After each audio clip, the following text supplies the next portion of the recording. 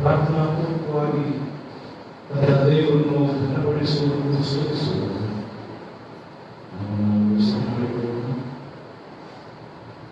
ದೇವರ ಪರಿಶುದ್ಧ ಸನ್ನಿಧಾನದಲ್ಲಿ ದೇವರನ್ನು ನಾವು ನೆನಪಿಸಿಕೊಳ್ಳುವುದು, ದೇವರನ್ನು ಆತ್ಮೀಯ ರೀತಿಯಲ್ಲಿ ಸತ್ಯಕ್ಕೆ ಹಾಗೆ ನಾವು ಆನಂದಿಸೋಣ.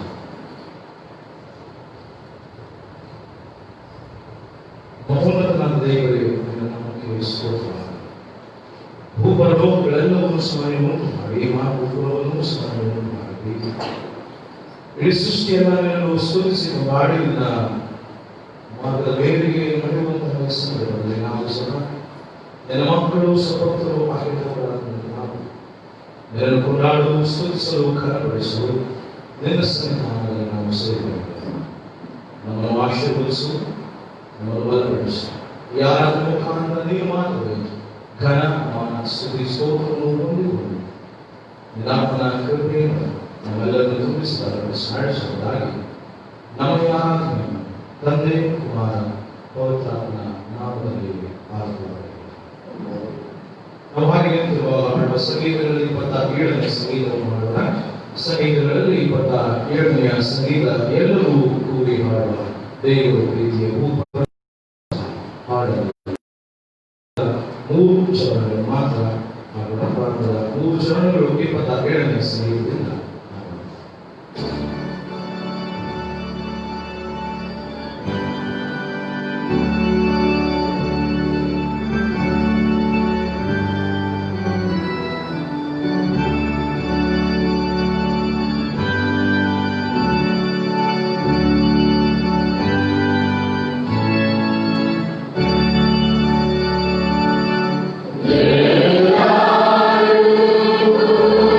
Yeah.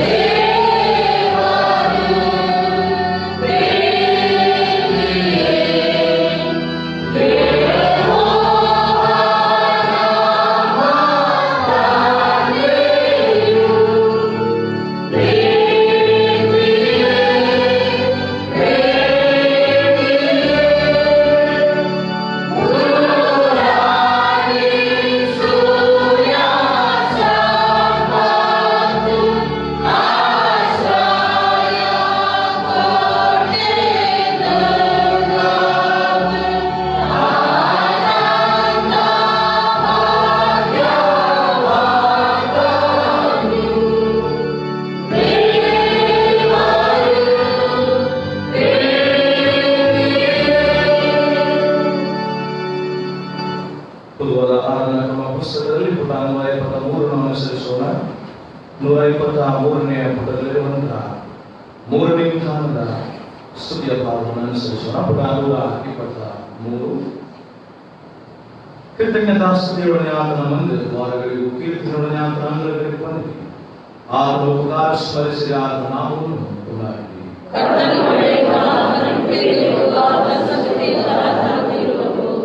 ಬಂದಿರಿ, ನಮ್ಮ ನಿರ್ಮಾಣಿತನಾದ ಕರ್ತನಿಗೆ ಸಾಷ್ಟಾಂಗವಾಗಿ ಆರಾಧಿಸೋಣ.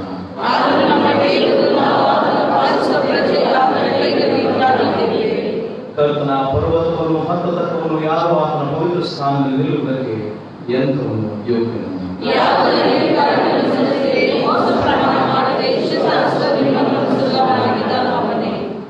ಕರ್ತನಾದ ನಮ್ಮ ದೇವರು ಕರುಣಿಸುವವನು ಕ್ಷಮಿಸುವವನು ಆಗಿದ್ದಾನೆ. ನಾವು ಆತನಿಗೆ ತಿರುಗಿ ಬಿದ್ದವಲ್ಲ. ಕರ್ತನಾದ ನಮ್ಮ ದೇವರ ಮಾತನ್ನು ಕೇಳಲಿಲ್ಲ, ನಮಗೆ ಗೊತ್ತು ಮಾಡಿದ ಧರ್ಮ ಮಾರ್ಗದಲ್ಲಿ ನಡೆಯಲಿಲ್ಲ.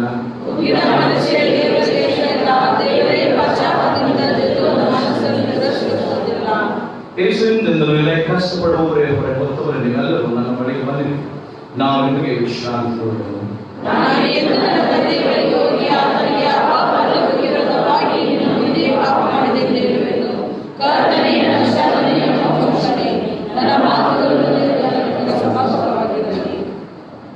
ಎಲ್ಲರೂ ಮೊಣಕಾಲೂರಿಗಾಗಿ ನಮ್ಮ ತಪ್ಪುಪರಾಧಗಳನ್ನು ದೇವರ ಮುಂದೆ ಅರಿಕೆ ಮಾಡೋಣ. ದೇವರ ವಿರುದ್ಧವಾಗಿ, ದೇವರ ಆಜ್ಞೆಗಳ ವಿರುದ್ಧವಾಗಿಯೂ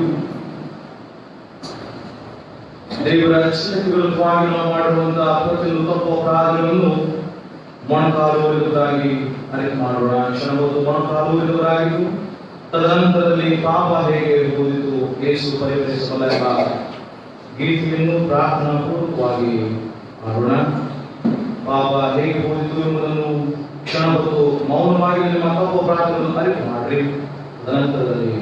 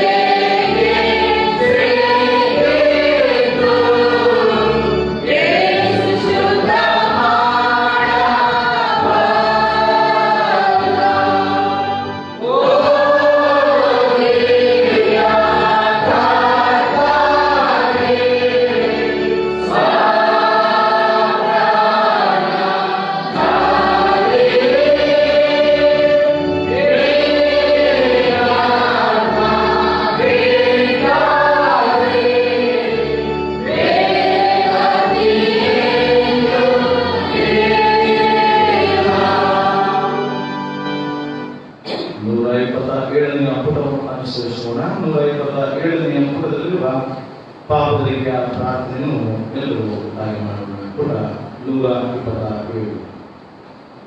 ನಾವು ಬಹಳ ತಪ್ಪು ಮಾಡಿ ಮನೋವಾಕಾರಗಳಿಂದ ಪಾಪ ಮಾಡಿದ್ದೇವೆ ಎಂದು ತಂದೆ ಕುಮಾರ ಪವಿತ್ರಾತ್ಮನ ಸುರಕ್ಷಿತನಾದ ದೇವರಿಗೆ ಅರಿಕೆ ಮಾಡುತ್ತೇವೆ. ಆದ ಕಾರಣ ನಮ್ಮ ಮೇಲೆ ದಯವಿಡುವಂತೆ ದೇವರನ್ನು ಪ್ರಾರ್ಥಿಸುತ್ತೇವೆ. ಸುರಕ್ಷಿತನಾದ ದೇವರೇ ನಮ್ಮ ಮೇಲೆ ಕರುಣೆ ಇಟ್ಟು ನಮ್ಮ ಪಾಪಗಳನ್ನು ಕ್ಷಮಿಸಿ ಎಲ್ಲ ಕೆಡುಕಿನಿಂದ ನಮ್ಮನ್ನು ಬಿಡಿಸು. ಎಲ್ಲ ಸದಾಚಾರದಲ್ಲಿ ನಮ್ಮನ್ನು ನಡೆಸಿ ಬಲಪಡಿಸಿ ನಿರ್ದೇಶಕರಿಗೆ ಸೇರಿಸಲು ನಮ್ಮ ಕರ್ತನಾದ ಯೇಸು ಕ್ರಿಸ್ತನ ಪ್ರಾರ್ಥನೆಯನ್ನು ಬೇಡಿಕೊಳ್ಳುತ್ತೇವೆ. ಆಮೆನ್.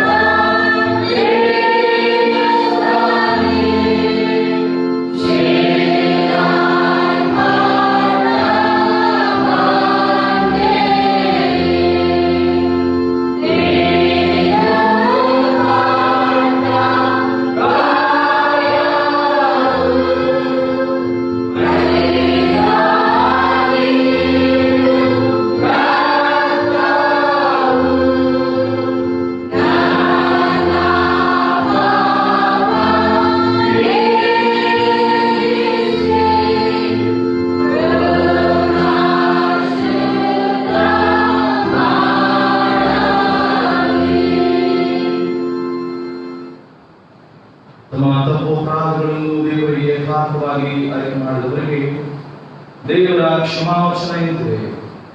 ಕೃಪಾಳು ಪ್ರಭುವೇ, ನಮ್ಮ ವಿಶ್ವಾಸಿಗಳಿಗೆ ಪಾಪ ಕ್ಷಮೆಯನ್ನು ಶಾಂತಿಯನ್ನು ಅನುಗ್ರಹಿಸಿ ಅವರು ತಮ್ಮ ಎಲ್ಲ ಪಾಪಗಳಿಂದ ಶುದ್ಧೀಕರಣವನ್ನು ಹೊಂದಿ ಶಾಂತಚಿತ್ತರಾಗಿ ನಿನ್ನನ್ನು ಸೇವಿಸುವಂತೆ ಪಾಲಿಸಬೇಕೆಂದು ಮಗನಾದ ಯೇಸು ಕ್ರಿಸ್ತನ ಮುಖಾಂತರ ನಿನ್ನನ್ನು ಬೇಡಿಕೊಳ್ಳುತ್ತೇವೆ.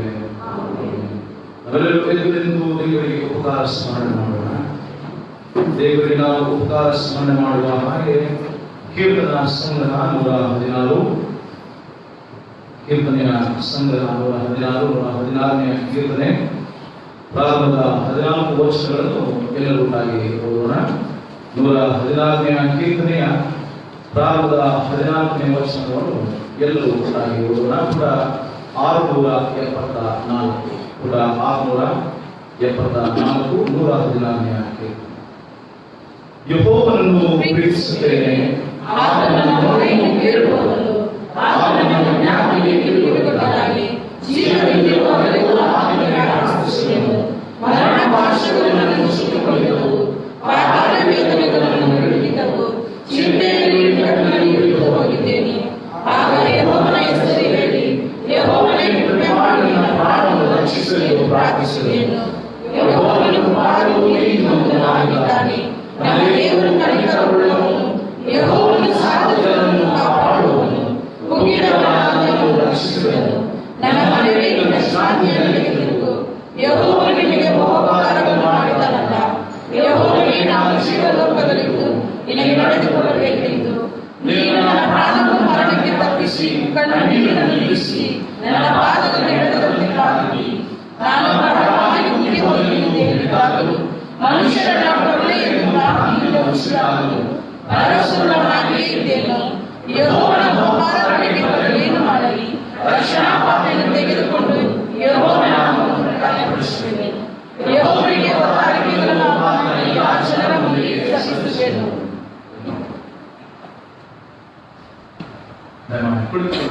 ಪ್ರಾರ್ಥನೆ ಮಾಡೋಣ.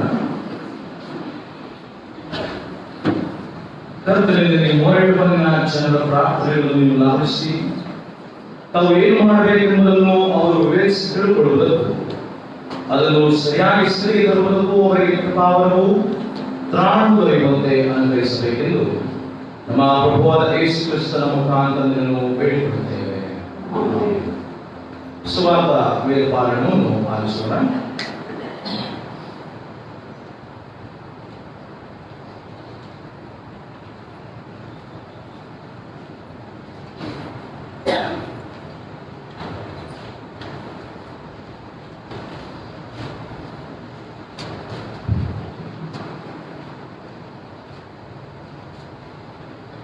ಪರಿಶುದ್ಧವಾದ ಆರಾಧನೆ ಎಂದು ದೇವರು ನೇಮಿಸಿದ ವೇದ ಭಾಗ ಓದಿಕೊಳ್ಳೋಣ. ಅದು ಸುವಾರ್ತ ಭಾಗದಿಂದ ಲೂಕನ ಬರೆದ ಸುವಾರ್ತೆ 18ನೇ ಅಧ್ಯಾಯ 9ರಿಂದ 14 ವಚನಗಳವರೆಗೆ. ಲೂಕನ ಬರೆದ ಸುವಾರ್ತೆ 18ನೇ ಅಧ್ಯಾಯ 9ರಿಂದ 14 ವಚನಗಳವರೆಗೆ ದೇವರ ವಾಕ್ಯ ಓದಿ ಕೇಳೋಣ. ಪ್ರಾರ್ಥನೆ ಮಾಡುವುದಕ್ಕಾಗಿ ದೇವಾಲಯಕ್ಕೆ ಹೋದ ಫರಿಸಾಯನನ್ನು ಸುಂಕದವರನ್ನು ಕುರಿತದ್ದು. ಇದಲ್ಲದೆ ತಾವೇ ನೀತಿವಂತರೆಂದು ತಮ್ಮಲ್ಲಿ ಭರವಸೆವಿಟ್ಟುಕೊಂಡು ಉಳಿದವರನ್ನು ಉದಾಸೀನ ಮಾಡುವಂತ ಕೆಲವರಿಗೆ ಒಂದು ಸಾಮ್ಯವನ್ನು ಹೇಳಿದರು. ಅದೇನೆಂದರೆ, ಪ್ರಾರ್ಥನೆ ಮಾಡಬೇಕೆಂದು ಇಬ್ಬರು ಮನುಷ್ಯರು ದೇವಾಲಯಕ್ಕೆ ಹೋದರು.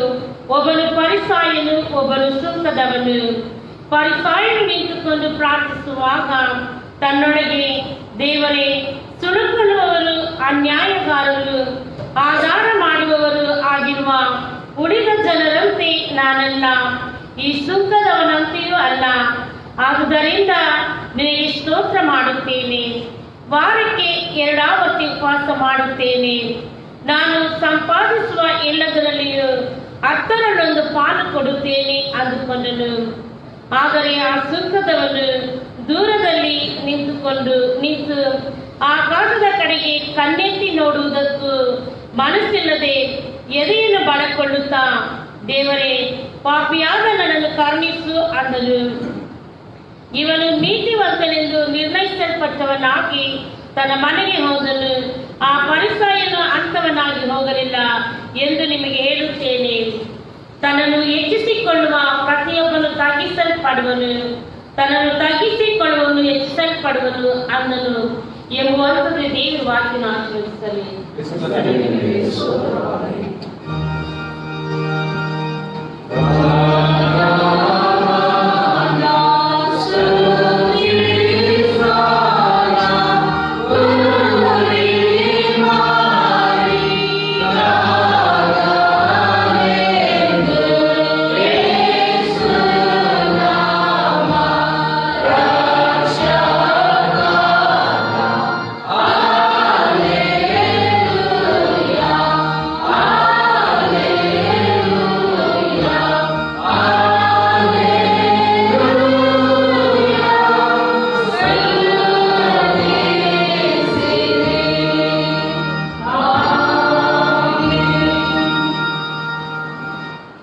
ಮಗುವಿಗೆ ಸ್ನಾನ ದೀಕ್ಷೆ ಇರುವುದರಿಂದ ನಾವು ಸ್ನಾನ ದೀಕ್ಷಾ ಕ್ರಮವನ್ನು ಅನುಸರಿಸೋಣ. ಮೃದುವಾದ ಆರಾಧನಾ ಕ್ರಮ ಪುಸ್ತಕ 147 ಅನುಸರಿಸೋಣ.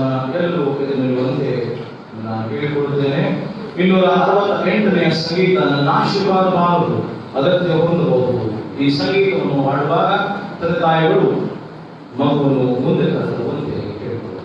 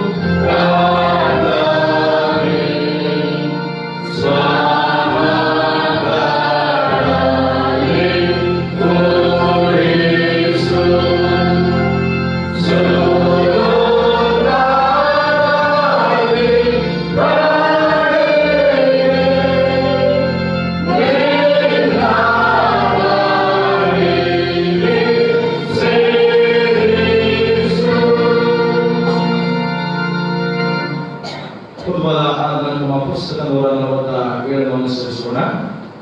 ಸಮಯದ ಪ್ರತ್ಯುತ್ತರವು ಬರುವಂತ ವೇಳೆಯಲ್ಲಿ ನೀವು ಆ ಪ್ರತ್ಯುತ್ತರದ ಉತ್ತರವನ್ನು ನೀಡುವಂತೆ ನಾನು ಕೇಳಿಕೊಳ್ಳುತ್ತೇನೆ. 147ನೇ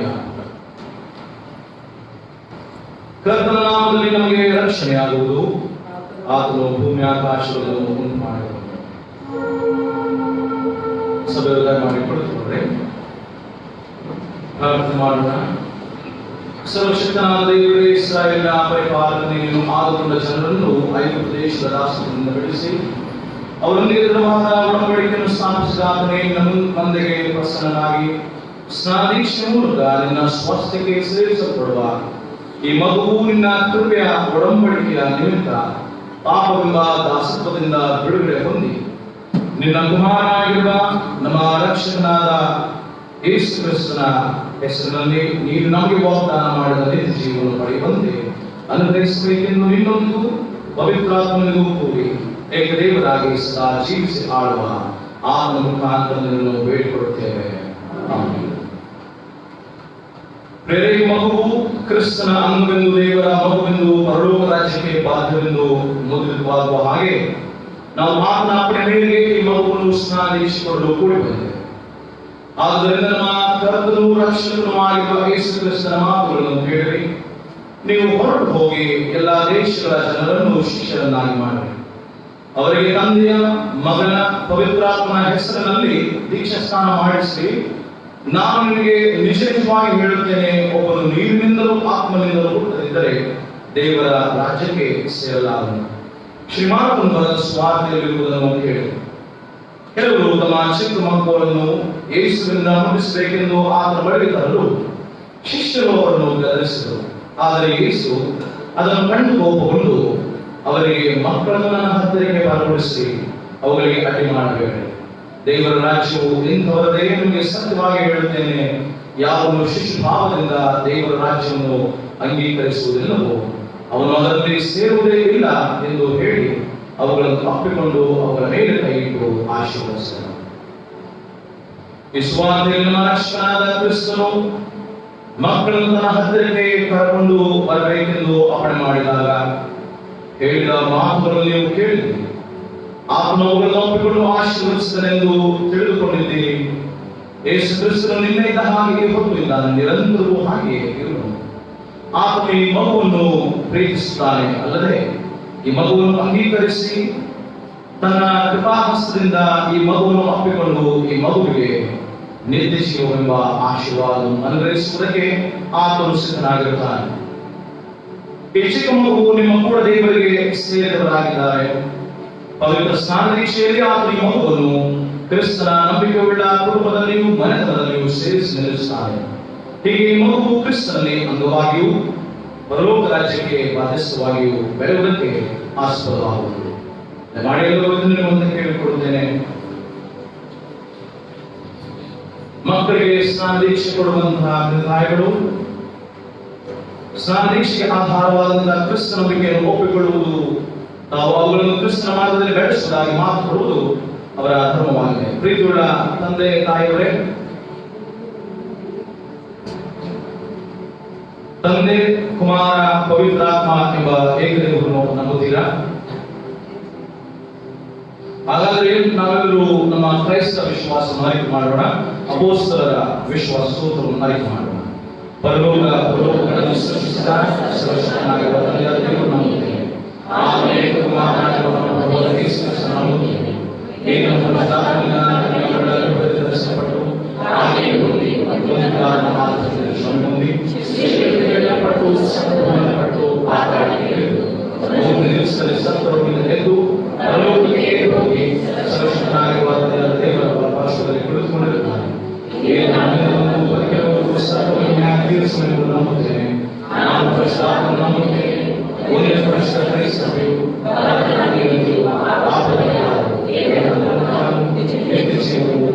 ನಂಬುತ್ತೇನೆ. ಪ್ರಿಯುಳ ತಂದೆ ತಾಯಿಯವರೇ, ದೇವರ ಸಹಾಯದಿಂದ ನಿಮ್ಮ ಕುಟುಂಬದಲ್ಲಿ ಈ ಮಗುವಿಗೆ ಕ್ರೈಸ್ತ ಸನ್ನಿವೇಶವನ್ನು ಒದಗಿಸಿಕೊಟ್ಟು ಸಭೆಯ ಆರಾಧನೆಯನ್ನು ಬೋಧನೆಯನ್ನು ಇದಕ್ಕೆ ಅಭ್ಯಾಸ ಮಾಡಿಸಿ ಇದು ಬೆಳೆದು ತನ್ನ ರಕ್ಷಕನಾದ ಕ್ರಿಸ್ತನನ್ನು ಅರಿತುಕೊಳ್ಳುವ ಹಾಗೆ ಪ್ರಯತ್ನ ಮಾಡುತ್ತೀರಾ? ಈ ಚಿಕ್ಕ ಮಗುವಿಗೆ ನೀವೇ ಅಡ್ಡಿಯಾಗದ ಹಾಗೆ ನಿಮ್ಮ ಸ್ವಂತ ಬಾಳನ್ನು ಕ್ರಮಪಡಿಸಿಕೊಳ್ಳುವ ಪ್ರಯತ್ನ ಮಾಡುತ್ತೀರಾ? ನಿಮ್ಮ ಮಗು ಪವಿತ್ರಾತ್ಮನ ಮೂಲಕ ಕ್ರಿಸ್ತ ನಂಬಿಕೆಯಲ್ಲಿ ದೃಢಗೊಂಡು ಕರ್ತನ ಭೋಜನದಲ್ಲಿ ಭಾಗಿಯಾಗಿ ದೇವರ ಸಭೆಯಲ್ಲಿ ನೆಲೆಗೊಂಡು ಲೋಕದೊಳಗೆ ಹೋಗಿ ದೇವರನ್ನು ನಂಬಿಕೆಯಿಂದ ಸೇವಿಸುವ ಹಾಗೆ ಇನ್ನು ಮುಂದೆ ದೃಢೀಕರಣ ಹೊಂದಿ ಪೂರ್ಣ ಸಭಾಗಿಯಾಗಲು ಇದಕ್ಕೆ ಪ್ರೋತ್ಸಾಹ ಕೊಡುತ್ತೀರಾ? ಪ್ರಿಯುಳ ಸಭೆಯವರೇ, ಕ್ರಿಸ್ತನ ಸಭೆಯಲ್ಲಿ ಅಂಗಗಳಾಗಿರುವುದಕ್ಕೆ ನೀವು ಕರೆಯಲ್ಪಟ್ಟಿದ್ದೀರಲ್ಲ. ಈ ಮಗುವು ನಿಮ್ಮಲ್ಲಿರುವ ಎಲ್ಲ ಮಕ್ಕಳು ಕ್ರಿಸ್ತನನ್ನು ಅರಿತುಕೊಂಡು ಪ್ರೀತಿಸುವವರಾಗಿ ಬೆಳೆಯುವ ಹಾಗೆ ನೀವು ನಂಬಿಕಸ್ಥರಾಗಿರುವಿರಾ?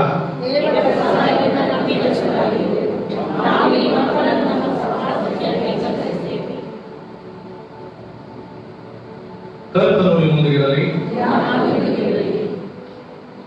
ಪ್ರಾರ್ಥನೆ ಮಾಡೋಣ.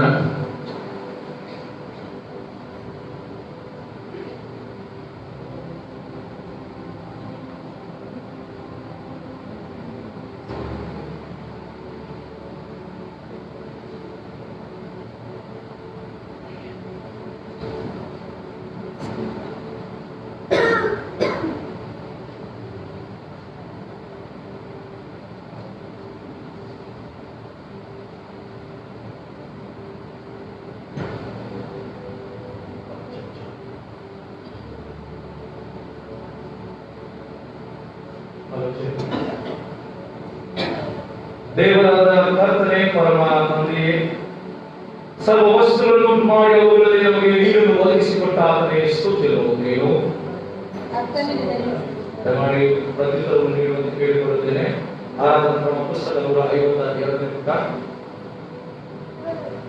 ಕರ್ತನಾದ ಯೇಸುವೇ, ದೇವರ ಏಕಕುಮಾರನೇ ಲೋಕವನ್ನು ಹೊಳೆಯಲ್ಲಿ ಸ್ನಾನ ದೀಕ್ಷೆ ಮಾಡಿಸಿಕೊಂಡದಲ್ಲದೆ ಮರಣ ಹೊಂದಿ ಎದ್ದು ಬಂದಿರುವಾತನೇ ಸ್ತುತಿಗಳು ನೀವು. ಕರ್ತನಾದ ಪವಿತ್ರಾತ್ಮನೇ ಯೇಸು ಕ್ರಿಸ್ತನ ಮೇಲೆಯೂ ಸಭೆಯ ಮೇಲೆಯೂ ಇಳಿದು ಬಂದಾತನೇ ಸ್ತುತಿಗಳು ನೀವು. ದೇವರಿಗೆ ನಾಮವನ್ನು ಹೇಳಿಕೊಂಡು ಬೇಡುವ ನಮ್ಮ ಸಂಘದಲ್ಲಿ ಇದ್ದು ಈ ನೀರನ್ನು ಆಶೀರ್ವದಿಸು.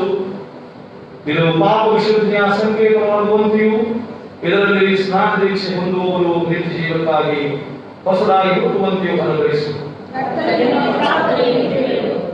ಅವರಿಗೆ ಪವಿತ್ರಾತ್ಮ ಮಾಡಿ ಅವರು ಒಂದೇ ದೇಹದಲ್ಲಿ ಸೇರುವುದಕ್ಕಾಗಿ ಸ್ನಾನ ದೀಕ್ಷೆ ಹೊಂದಿ ನೀನು ಆದುಕೊಂಡ ಭಕ್ತ ಮಂಡಳಿಯಲ್ಲಿ ಸದಾ ನೆಲೆಗೊಂಡಿರುವಂತೆ ದಯಪಾಲಿಸು. ಇವರು ಕ್ರಿಸ್ತನ ಮರಣ ಪುನರುತ್ಥಾನಗಳಲ್ಲಿ ಆತ್ಮನಿಗೆ ಐಕ್ಯವಾಗಿ ಪಾಪದ ಪಾಲಿಗೆ ಸಾಯುವಂತೆಯೂ ನೀತಿಯ ಪಾಲಿಗೆ ಜೀವಿಸುವಂತೆಯೂ ದಯಪಾಲಿಸು. ಇವರು ಪೂರ್ವ ಸ್ವಭಾವವನ್ನು ತೆಗೆದುಹಾಕಿ ಕ್ರಿಸ್ತ ಯೇಸುವಿನಲ್ಲಿ ನೂತನ ಸೃಷ್ಟಿಯಾಗುವಂತೆ ದಯಪಾಲಿಸು. ಇವರನ್ನು ಕತ್ತಲೆಯಿಂದ ಬಿಡಿಸಿ ಬೆಳಕಿಗೆ ನಡೆಸು. ಮರಣಾವಸ್ಥೆಯಿಂದ ಬಿಡಿಸಿ ನಿತ್ಯ ಜೀವಕ್ಕೆ ಸೇರಿಸು.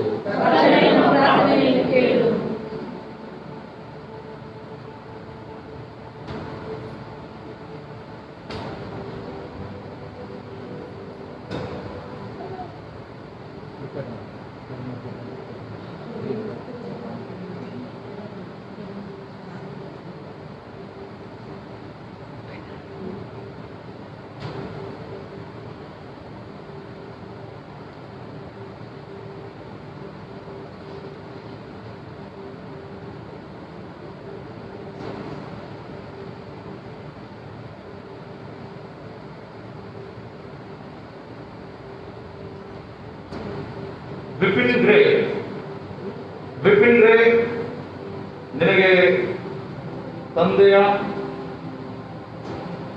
ಕುಮಾರನ ಪವಿತ್ರಾತ್ಮನ ನಾಮದಲ್ಲಿ ನಿನಗೆ ಸ್ನಾನ ದೀಕ್ಷೆ ಕೊಡುತ್ತೇನೆ.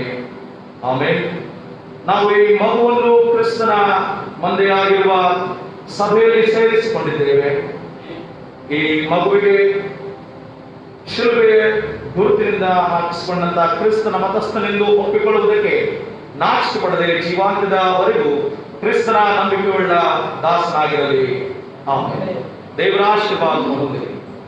ದೇವರು ನಿಮ್ಮನ್ನು ಆಶೀರ್ವದಿಸಿ ಕಾಪಾಡಲಿ. ದೇವರು ಪ್ರಸನ್ನ ಮುಖದಲ್ಲಿ ನೋಡಿದ ಮೇಲೆ ದಯವಿಡಲಿ.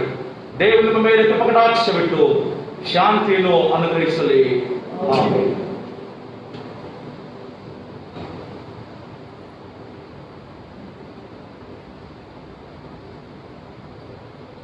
ದಯಮಾಡಿ ಸಭೆಯವರು ಕುಳಿತುಕೊಳ್ಳುವಂತೆ ಕೇಳಿಕೊಳ್ಳುತ್ತೇನೆ. ಸಭೆಗೆ ತಿಳಿಸುವಂತಹ ಪ್ರಕಟಣೆಗಳನ್ನು ಆಲಿಸೋಣ.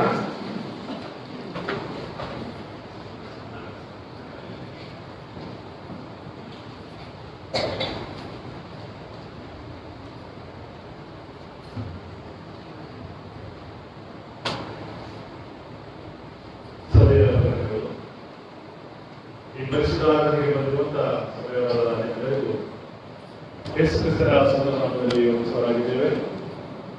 ಅದೇ ರೀತಿಯಾಗಿ ಯಾರನ್ನು ನಡೆಸಿಕೊಡುವಂತ ನಮ್ಮ ಸಭೆಯ ಸಭಾಪಾಲಕರಿಗೆ ಸಭಾಪಾಲನ ಸಮಿತಿ ಹಾಗೂ ಸಭೆಯ ಪರವಾಗಿ ನಮಸ್ಕಾರ. ಕಳೆದ ಭಾನುವಾರದ ಕಾಣಿಕೆ 16,420 ರೂಪಾಯಿಗಳು, ಶುಕ್ರವಾರದ ಕಾಣಿಕೆ 1,550 ರೂಪಾಯಿಗಳು, ಒಟ್ಟು ಕಾಣಿಕೆ 17,980 ರೂಪಾಯಿಗಳು. ಈ ವಾರದ ಸಭಾ ಚಟುವಟಿಕೆಗಳು ಇರುತ್ತದೆ. ದಿನ ಆರಾಧನೆ ತರುವಾಯ ಅವಸರ ಕೊಟ್ಟ ಇರುವುದು ಪ್ರತಿ ಮಂಗಳವಾರ ಬೆಳಿಗ್ಗೆ 11 ಗಂಟೆಗೆ ನಡೆಯುತ್ತದೆ. ಕಳೆದ ವಾರದ ಜನ್ಮದಿನ ಹಾಗೂ ವಿವಾಹ ವಾರ್ಷಿಕೋತ್ಸವ ಕಂಡಂತವರು ಕಾಣಿಕೆಯ ತರುವಾಯ ನೀವು ಕುಳಿತಿರುವ ಸ್ಥಳದಲ್ಲಿ ನಿಂತುಕೊಂಡು ಪ್ರಾರ್ಥಿಸಿಕೊಳ್ಳಬೇಕು.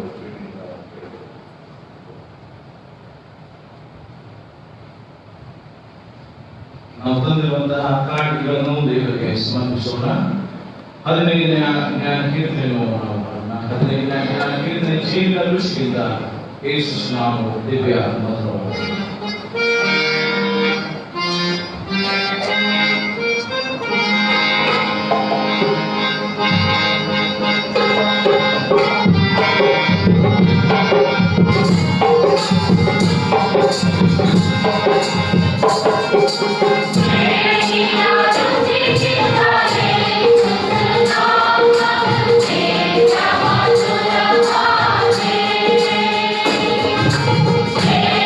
Thank you.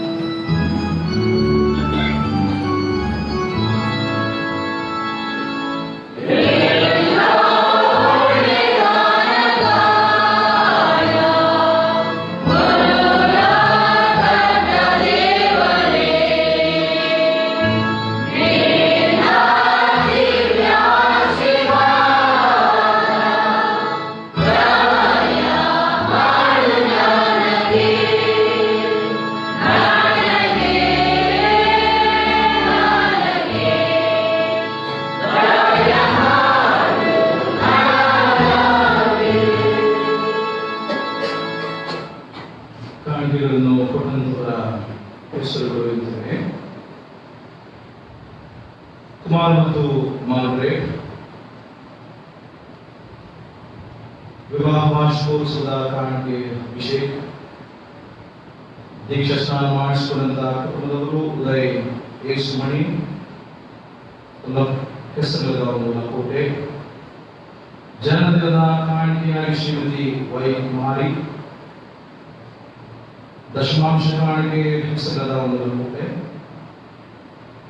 ಕೃತಜ್ಞತಾ ಕಾಣಿಕೆಯಾಗಿ ಕೆ ಜಯಕುಮಾರ್ ಮತ್ತು ಕುಟುಂಬದವರು, ದಶಮಾಂಶ ಕಾಣಿಕೆ ವಿಮೇಶ್ ಕುಟುಂಬದವರು, ಕೃತಜ್ಞತಾ ಕಾಣಿಕೆ ಬೇಬಿ ಸರೋಜ, ಶ್ಯಾಮಲಾ ಮತ್ತು ಶರ್ಮಿಳಾ, ಕೃತಜ್ಞತಾ ಕಾಣಿಕೆ ಎಬೆನೇಜರ್ ಸುಧಾ, ಕೃತಜ್ಞತಾ ಕಾಣಿಕೆ ಆಲ್ಬರ್ಟ್ ಜಾನ್. ಎಲ್ಲ ಕಾಣಿಕೆಗಳು ನಮ್ಮ ವೈಯಕ್ತಿಕ ವಿನ್ನಪಗಳನ್ನು ದೇವರಿಗೆ ಸಮರ್ಪಿಸಿ ನಾವು ಪ್ರಾರ್ಥನೆ ಮಾಡಿ ಎಲ್ಲ ಒಳ್ಳೆಯ ದಾನಗಳ ಕುಂದಿರದ ಮೂಲಗಳಿಗೆ ಕಾರಣಾಗಿರುವಂತಹ ನಮ್ಮ ಸ್ವರ್ಗೀಯ ಪಿತನೇ ನಾಮಕ್ಕೆ ಅನಂತ ಸ್ತೋತ್ರವಾಗಲಿ. ಬರಿಬೇಡಿ ನಾವು ಬರಲಿಲ್ಲ ಸ್ವಾಮಿ, ನಿನ್ನ ಸನ್ನಿಧಾನಕ್ಕೆ ನೀವು ಕೊಟ್ಟಿರುವಂತಹ ಐಶ್ವರ್ಯ ಆರ್ಥಿಕ ಅಭಿವೃದ್ಧಿಯಲ್ಲಿ ಕೊಂಚವಾಗಿ ನಿನ್ನ ಸನ್ನಿಧಾನದಲ್ಲಿ ನಾವು ತಂದರ್ಪಿಸಿದ್ದೇವೆ. ಇದನ್ನು ದಯಮಾಡಿ ಸ್ವೀಕರಿಸು. ಕೊಡುವಂತ ಮನಸ್ಸು, ಕೊಡುವಂತಹ ಮನೋಭಾವ ನಮ್ಮಲ್ಲಿ ಹೆಚ್ಚಾಗಿಸಲೆಂಬುದಾಗಿ ನಾನು ಪ್ರಾರ್ಥನೆ ಮಾಡುತ್ತೇವೆ. ನಮ್ಮ ಸಭೆಯ ಮಕ್ಕಳು ಯೌವನಸ್ಥರನ್ನು ಹರಸು ಸ್ವಾಮಿ, ಅವರ ಶಿಕ್ಷಣ, ವಿದ್ಯಾಭ್ಯಾಸ, ಅವರ ಉದ್ಯೋಗವನ್ನು ಆಶೀರ್ವಾದ ಮಾಡು.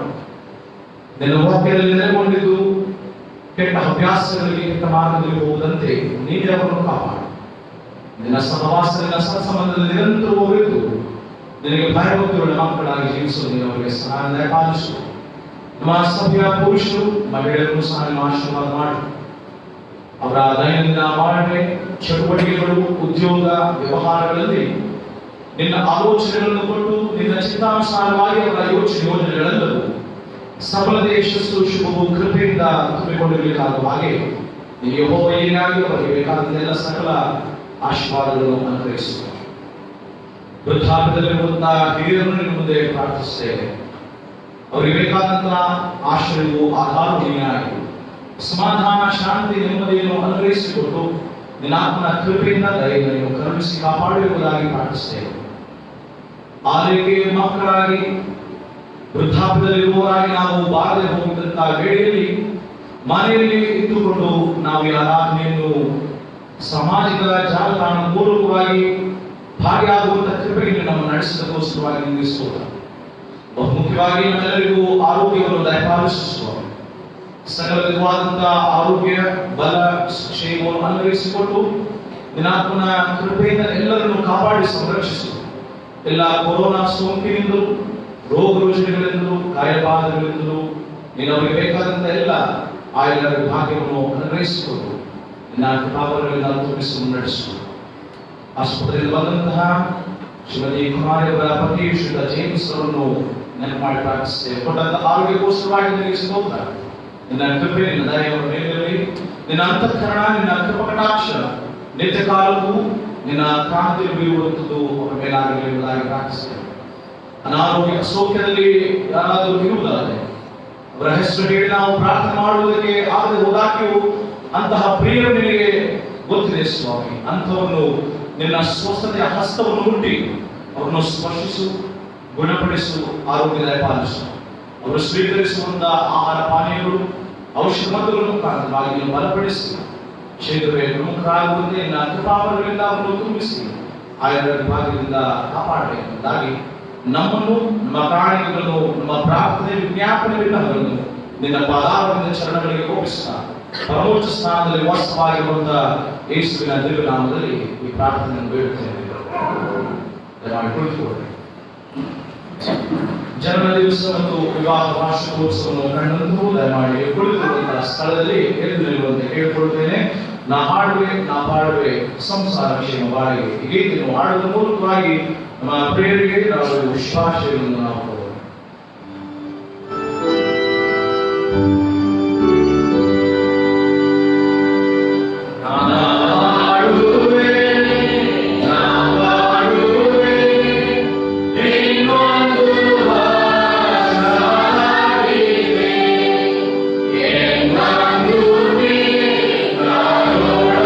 Yeah.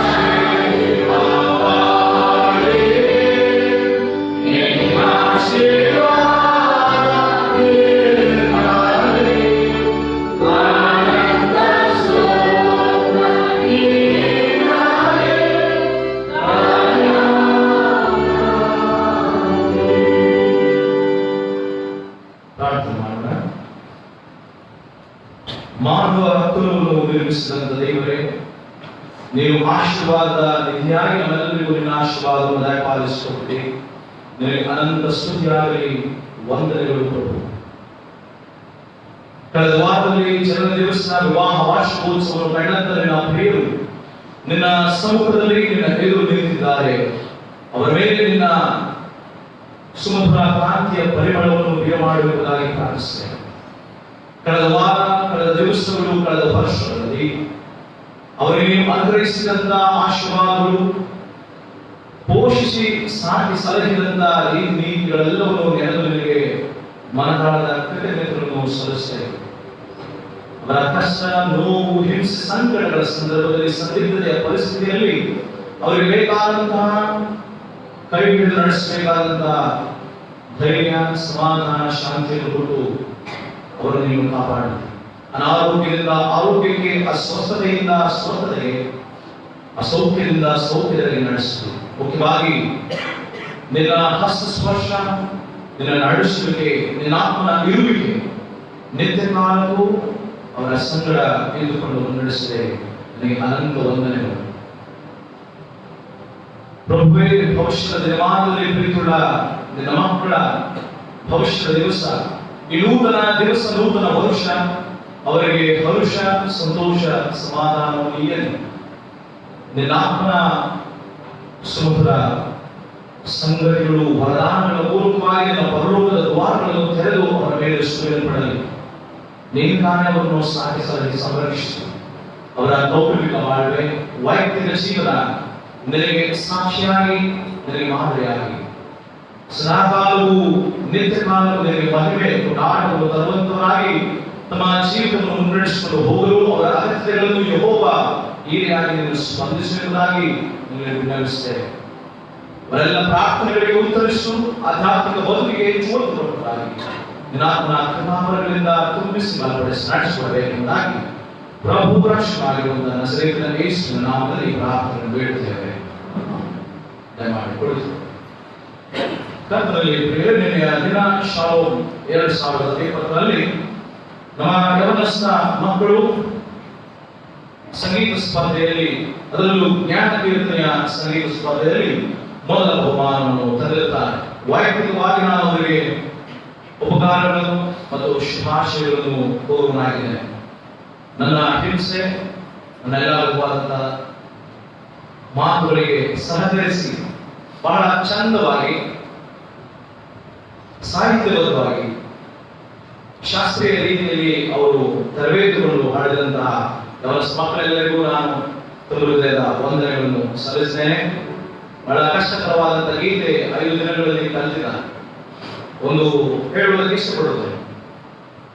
ನಿಮ್ಮಲ್ಲಿ ವರ, ತಲಾಂತು, ಪ್ರತಿಭೆ ತುಂಬಿ ತುಳುತ್ತಾ ಇದೆ, ಅಲ್ಲಲಿಲ್ಲ, ತುಂಬಿ ತುಳುತ್ತಾ ಇದೆ. ನೀವು ಎಷ್ಟು ದೇವರಿಗೆ ಸಮರ್ಪಿಸ್ತೀರಿ ಅಷ್ಟು ಅದಕ್ಕೂ ಮಿಗಿಲಾಗಿ ದೇವರು ನಿಮ್ಮನ್ನು ಆಶೀರ್ವದಿಸ್ತಾನೆ. ಬಹುಮಾನ ಬರುವುದು ಬಿಡುವುದು ಅದು ಮಾನವರ ಚಿತ್ತ, ಆದರೆ ಆಶೀರ್ವದಿಸಲ್ಪಡುವಂಥದ್ದು ಅದು ಭಗವಂತನ ದಯೆ, ಆತನ ಕೃಪಕಟಾಕ್ಷ. ಹಾಗಾಗಿ ನೀವು ಬಹುಮಾನವಾಗಿ ಹಾಡಿದವರಿಗೂ ನನ್ನ ತೃಪ್ತಿಯಂತೂ ನನಗಂತಾಯಿತು. ಯಾಕಂದ್ರೆ ನಾನು ಕಲಿಸಿಕೊಟ್ಟಂತಹ ಈ ಸಂದರ್ಭದಲ್ಲಿ ನನ್ನ ನಿರೀಕ್ಷೆಗೆ ತಕ್ಕಂತೆ ನೀವು ಹಾಡಿದ್ದು ಬಹಳ ಸಂತಸ. ಹಾಗಾಗಿ ನಿಮ್ಮೆಲ್ಲರ ಪ್ರಯತ್ನಕ್ಕೆ, ನಿಮ್ಮೆಲ್ಲರ ಶ್ರಮಕ್ಕೆ ಈ ಪ್ರತಿಫಲ ಇಲ್ಲಿದೆ. ಹಾಗಾಗಿ ನಮ್ಮ ಯೋಜನಾ ಸಂಚಾಲಕರಾದಂತಹ ಶ್ರೀಯುತ ಆಲ್ವಿನ್ ಮುಂದೆ ಬರುವಂತೆ ಕೇಳಿಕೊಳ್ಳುತ್ತೇನೆ. ನಿಮ್ಮ ಪ್ರಯತ್ನ, ನಿಮ್ಮ ಪ್ರತಿಭೆಗಳು, ನಿಮ್ಮ ವರಗಳು ಇನ್ನಷ್ಟು ದೇವರ ನಾಮಕ್ಕೆ ಮಹಿಮೆಯನ್ನು ಕೊಂಡಾಟವನ್ನು ತರುವುದಕ್ಕಾಗಿ ಆಗಿರಲಿ. ಇದು ಕೇವಲ ಎಂಎಸ್ ಮಕ್ಕಳಿಗೆ ಮಾತ್ರ ಹೇಳಿದ್ದಲ್ಲ, ಇಡೀ ಸಭೆಯವರಿಗೆ ಹೇಳಿದ್ದು. ದೇವರಿಗೆ ನಿಮ್ಮ ಸಮಯವನ್ನು, ನಿಮ್ಮ ಪ್ರತಿಭೆಗಳನ್ನು ನಿಮ್ಮನ್ನು ಮೀಸಲಿಡುವಾಗ ದೇವರು ನಿಮ್ಮನ್ನು ಮಿಗಿಲಾಗಿ ನೀವು ಬಯಸುವುದಕ್ಕಿಂತ ಹೆಚ್ಚಾಗಿ ಆಶೀರ್ವದಿಸ್ತಾನೆ.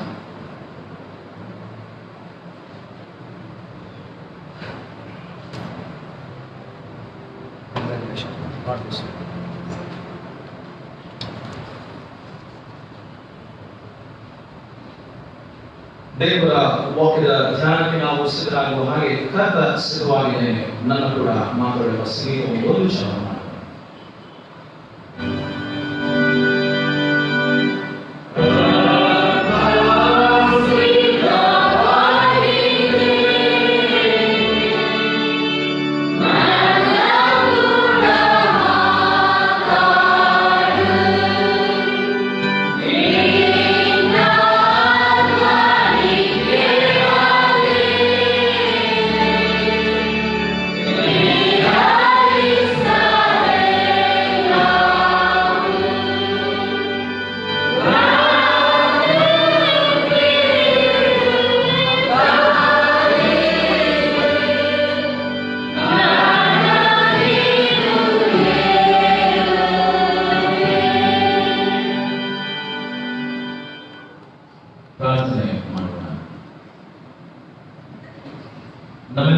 ಒಡೆಯರು ತಂದೆಯೂ ಆಗಿರುವ ದೇವರೇ, ನಿನ್ನ ನಾಮಕ್ಕೆ ಸ್ತೋತ್ರವಾಗಲಿ. ನಿನ್ನ ಆಲಯದ ನಿನ್ನ ಸಾನ್ನಿಧ್ಯದ ಪ್ರಭೆಯಲ್ಲಿ ನಿನ್ನ ನಾವು ಆವರಿಸಬೇಕೇಳಿ ನಮಗೀಗ ನಿನ್ನ ವಾಕ್ಯವನ್ನು ದಯಪಾಲಿಸು. ನಾವು ನಡೆಯತಕ್ಕ ಮಾರ್ಗವನ್ನು ಅನುಸರಿಸಬೇಕಾದಂತಹ ರೀತಿಗಳನ್ನು ನಿನ್ನ ವಾಕ್ಯದ ಪದಾರ್ಥದ ಮೂಲಕವಾಗಿ ನಮಗೆ ತಿಳಿಯಪಡಿಸು ಸ್ವಾಮಿ. ನಿನ್ನ ಮಕ್ಕಳು ಆದ ನಾವು ನಿನಗೆ ಮಾತ್ರವೇ ಘನ ಮಾನ ಸ್ತುತಿಯನ್ನು ಸಲ್ಲಿಸುವ ಹಾಗೆ ನಮ್ಮ ಬದುಕನ್ನು ರೂಪಿಸಿಕೊಂಡು ಅಳವಡಿಸಿಕೊಂಡು ನಡೆಯುವ ಹಾಗೆ ನಿನ್ನ ಆಶೀರ್ವಾದಗಳನ್ನು ನಿನ್ನ ಕೃಪೆಯನ್ನು ನಮಗೆ ಇರಿಸು ಎಂಬುದಾಗಿ ಯೇಸು ಸ್ವಾಮಿಯ ಸುಮಧುರ ನಾಮದಲ್ಲಿ ಈ ಪ್ರಾರ್ಥನೆ ಬೇಡುತ್ತೇವೆ. ಎಲ್ಲರಿಗೂ ಬೆಳಗಿನ ವಂದನೆಗಳು. ಯೇಸು ಸ್ವಾಮಿಯ ನಾಮದಲ್ಲಿ ಶಾಂತಿ ಸಮಾಧಾನವು ನಿತ್ಯಕಾಲವು ಎಲ್ಲರಿಗೂ. ಕನ್ನಡದಲ್ಲಿ ಒಂದು ಗಾದೆ, ಕೆಳಗೆ ಬಿದ್ದು ವೆರಿ ಗುಡ್, ಕೆಳಗೆ ಬಿದ್ದು ಮೀಸೆ ಮಣ್ಣಾಗಲಿ. ಹಾಗೆ ಮನುಷ್ಯರು ನಾವೇನ್ ಮಾಡಿದ್ರು ನಾವೇನು ಮಾಡಿಲ್ಲ ಅಂತಾರೆ, ನಾವೇನು ಮಾಡಿದ್ರು ಒಳ್ಳೇದೇ ಮಾಡಿದ್ರು ಅಂತಾರೆ. ಈಗ ನಮಗೆ ಪ್ರಶ್ನೆ, ಯೋಚನೆ ಮಾಡಿ ಉತ್ತರ ಸುಮ್ಮನೆ ಹೇಳ್ತಾರೆ. ರೆಡಿನಾ?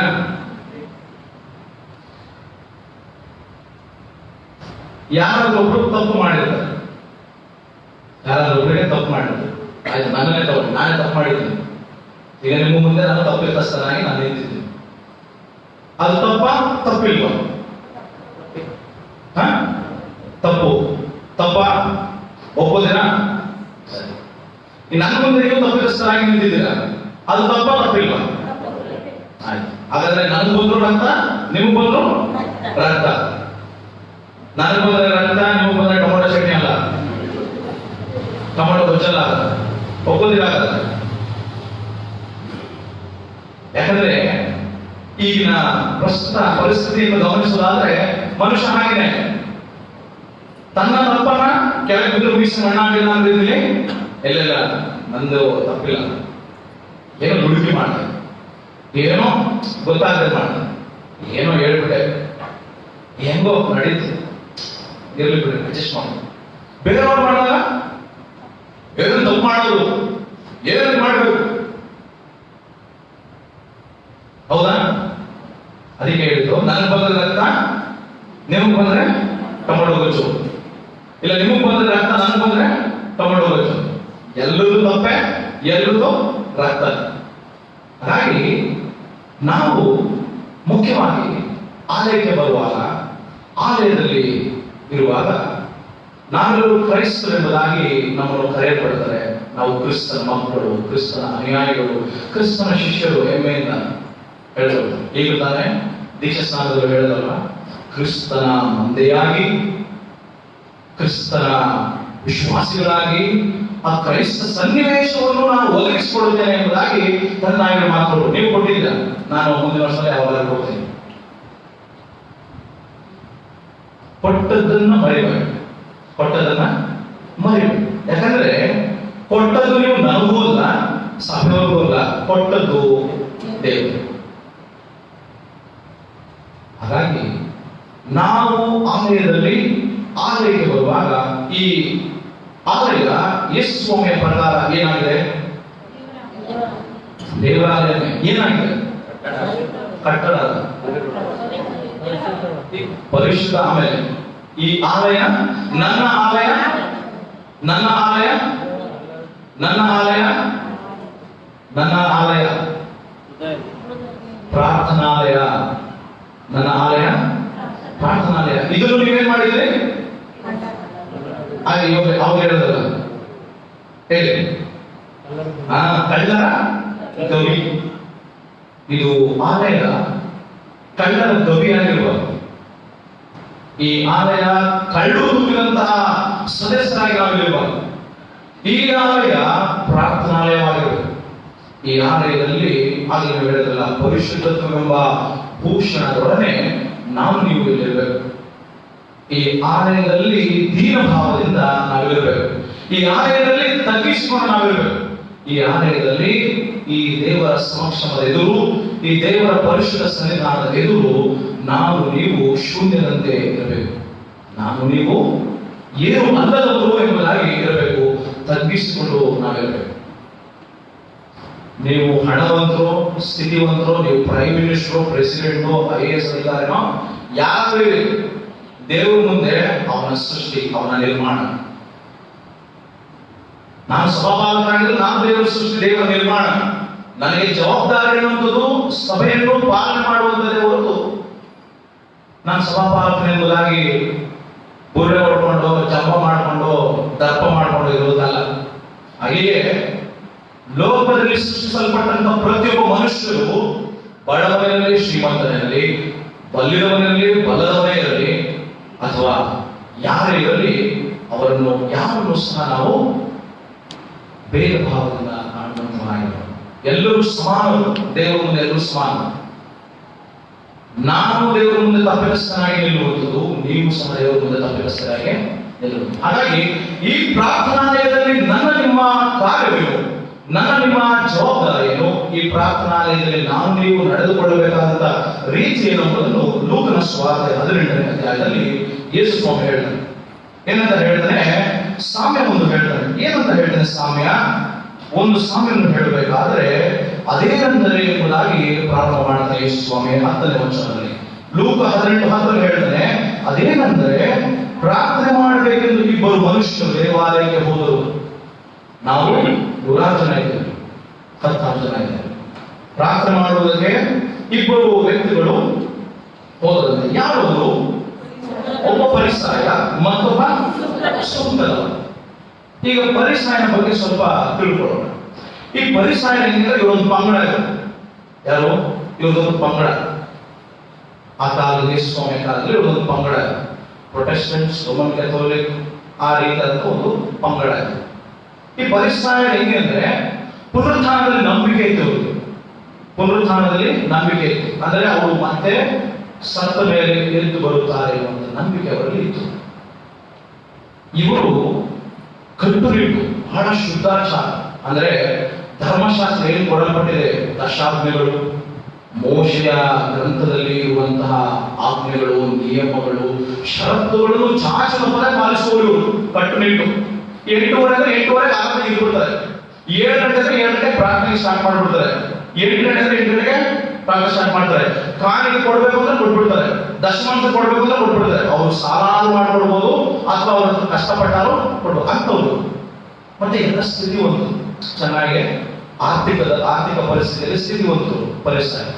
ಮತ್ತೆ ಒಳ್ಳೆಯ ಸ್ಥಿತಿಯಲ್ಲಿ ಸಮಾಜದಲ್ಲಿದ್ದಂಥವ್ರು ಅಂದ್ರೆ ಒಳ್ಳೊಳ್ಳೆ ಉದ್ಯೋಗದಲ್ಲಿ, ಅಂದ್ರೆ ಲೌಕಿಕವಾಗಿ ನಾವೇ ನೆನೆಸ್ತೀವಿ ಇದೇ ಒಳ್ಳೆ ಉದ್ಯೋಗ, ಇದೇ ಒಳ್ಳೆ ಉದ್ಯೋಗ ಅಂತ.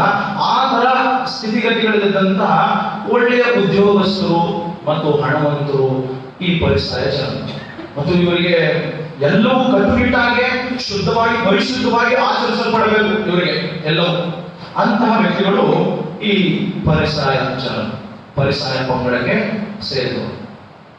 ಈ ಸುಂಕದವರು ಯಾರಂದ್ರೆ ರೋಮ್ ಸರ್ಕಾರದ ಪರವಾಗಿ ಕೆಲಸ ಮಾಡುತ್ತಿದ್ದಂತ ಉದ್ಯೋಗಸ್ಥರಾಗಿದ್ದು. ಅಂದ್ರೆ ರೋಮ್ ಸರ್ಕಾರದಲ್ಲಿ ಇವರು ಉದ್ಯೋಗಸ್ಥರಾಗಿ ಟ್ಯಾಕ್ಸ್ ಕಲೆಕ್ಟರ್ ಅಥವಾ ರೆವಿನ್ಯೂ ಕಲೆಕ್ಟರ್ ಆಗಿ ಸುಂಕದವರಾಗಿ ಕಾರ್ಯ ಮಾಡುತ್ತಿದ್ದರು. ಯಾಕಂದ್ರೆ ಇವರು ನೇಮಕ ಮಾಡಿದಂತಹ ತೆರಿಗೆ ಅಥವಾ ಟ್ಯಾಕ್ಸ್ ಅದಕ್ಕಿಂತ ಹೆಚ್ಚಾದಂತಹ ಕಮಿಷನ್ ಪಡೆಯುವಂತಹ ಜನರು ಇವರಾಗಿದ್ದು. ಅದಕ್ಕಾಗಿ ಸಮಾಜದಲ್ಲಿ ಸುಂಕದವರು ಏನಂತಾರೆ? ಪಾಪಿಗಳು ಎಂಬುದಾಗಿ ಕರೆಯಲ್ಪಡುತ್ತೆ. ಪಾಪಿಗಳು ಎಂಬುದಾಗಿ ಕರೆಯಲ್ಪಡುತ್ತದೆ. ಇವ್ರನ್ನ ಯಾರು ಇಷ್ಟಪಡ್ತಿರ್ಲಿಲ್ಲ. ಸುಂಕದವರಂದ್ರೆ ಎಲ್ರಿಗೂ ಕೋಪ, ಸುಂಕದವರಂದ್ರೆ ಎಲ್ರಿಗೂ ಬೇಜಾರು. ಇವ್ನು ಬಂದ್ರೆ ನಮ್ಮ ತಲೆ ತಿಂತಾನೆ, ಇವ್ನು ಬಂದ್ರೆ ನಮ್ಮ ಹತ್ರ ಇರೋದು ಕಿತ್ಕೊಂಡು ಹೋಗ್ತಾರೆ. ನಾನೇ ಆಯ್ಕೊಂಡು ತಿಂತಾ ಇದ್ರೆ ನನ್ನ ಹತ್ರ ಕಿತ್ಕೊಂಡು ತಿನ್ಬೇಕು ಅಂತ ಇವ್ನು ಬಂದ ಅಂತ ಅಂತಾರೆ. ಯಾರು? ಸುಂಕದವರು ಬಂದ್ರೆ. ಆ ರೀತಿಯಾದಂತಹ ಭಾವನೆ ಸಮಾಜದಲ್ಲಿ ಇತ್ತು. ಈಗ ಈ ಇಬ್ರು ವ್ಯಕ್ತಿಗಳು ಇವಾಗ ಆಲಯಕ್ಕೆ ಹೋಗ್ತಾರೆ. ಸುಂಕದವರಂದ್ರೆ ಎಲ್ಲರೂ ಹೋಗಲ್ಲ. ಅಂದ್ರೆ ಯಾರು ಒಬ್ಬ ತಪ್ಪು ಮಾಡಿದ್ರೆ ಏನಾಗ್ತದದು ಇಡೀ ಸುಂಕದವರೇ ತಪ್ಪಿತಸ್ಥರು. ಭಯೋತ್ಪಾದನೆ ಮಾಡುವವರು ಯಾರೇ ಆಗಿದ್ರು ಅದಕ್ಕೆ ಪಟ್ಟ ಕಟ್ಟಿದ್ ಯಾರಿಗೆ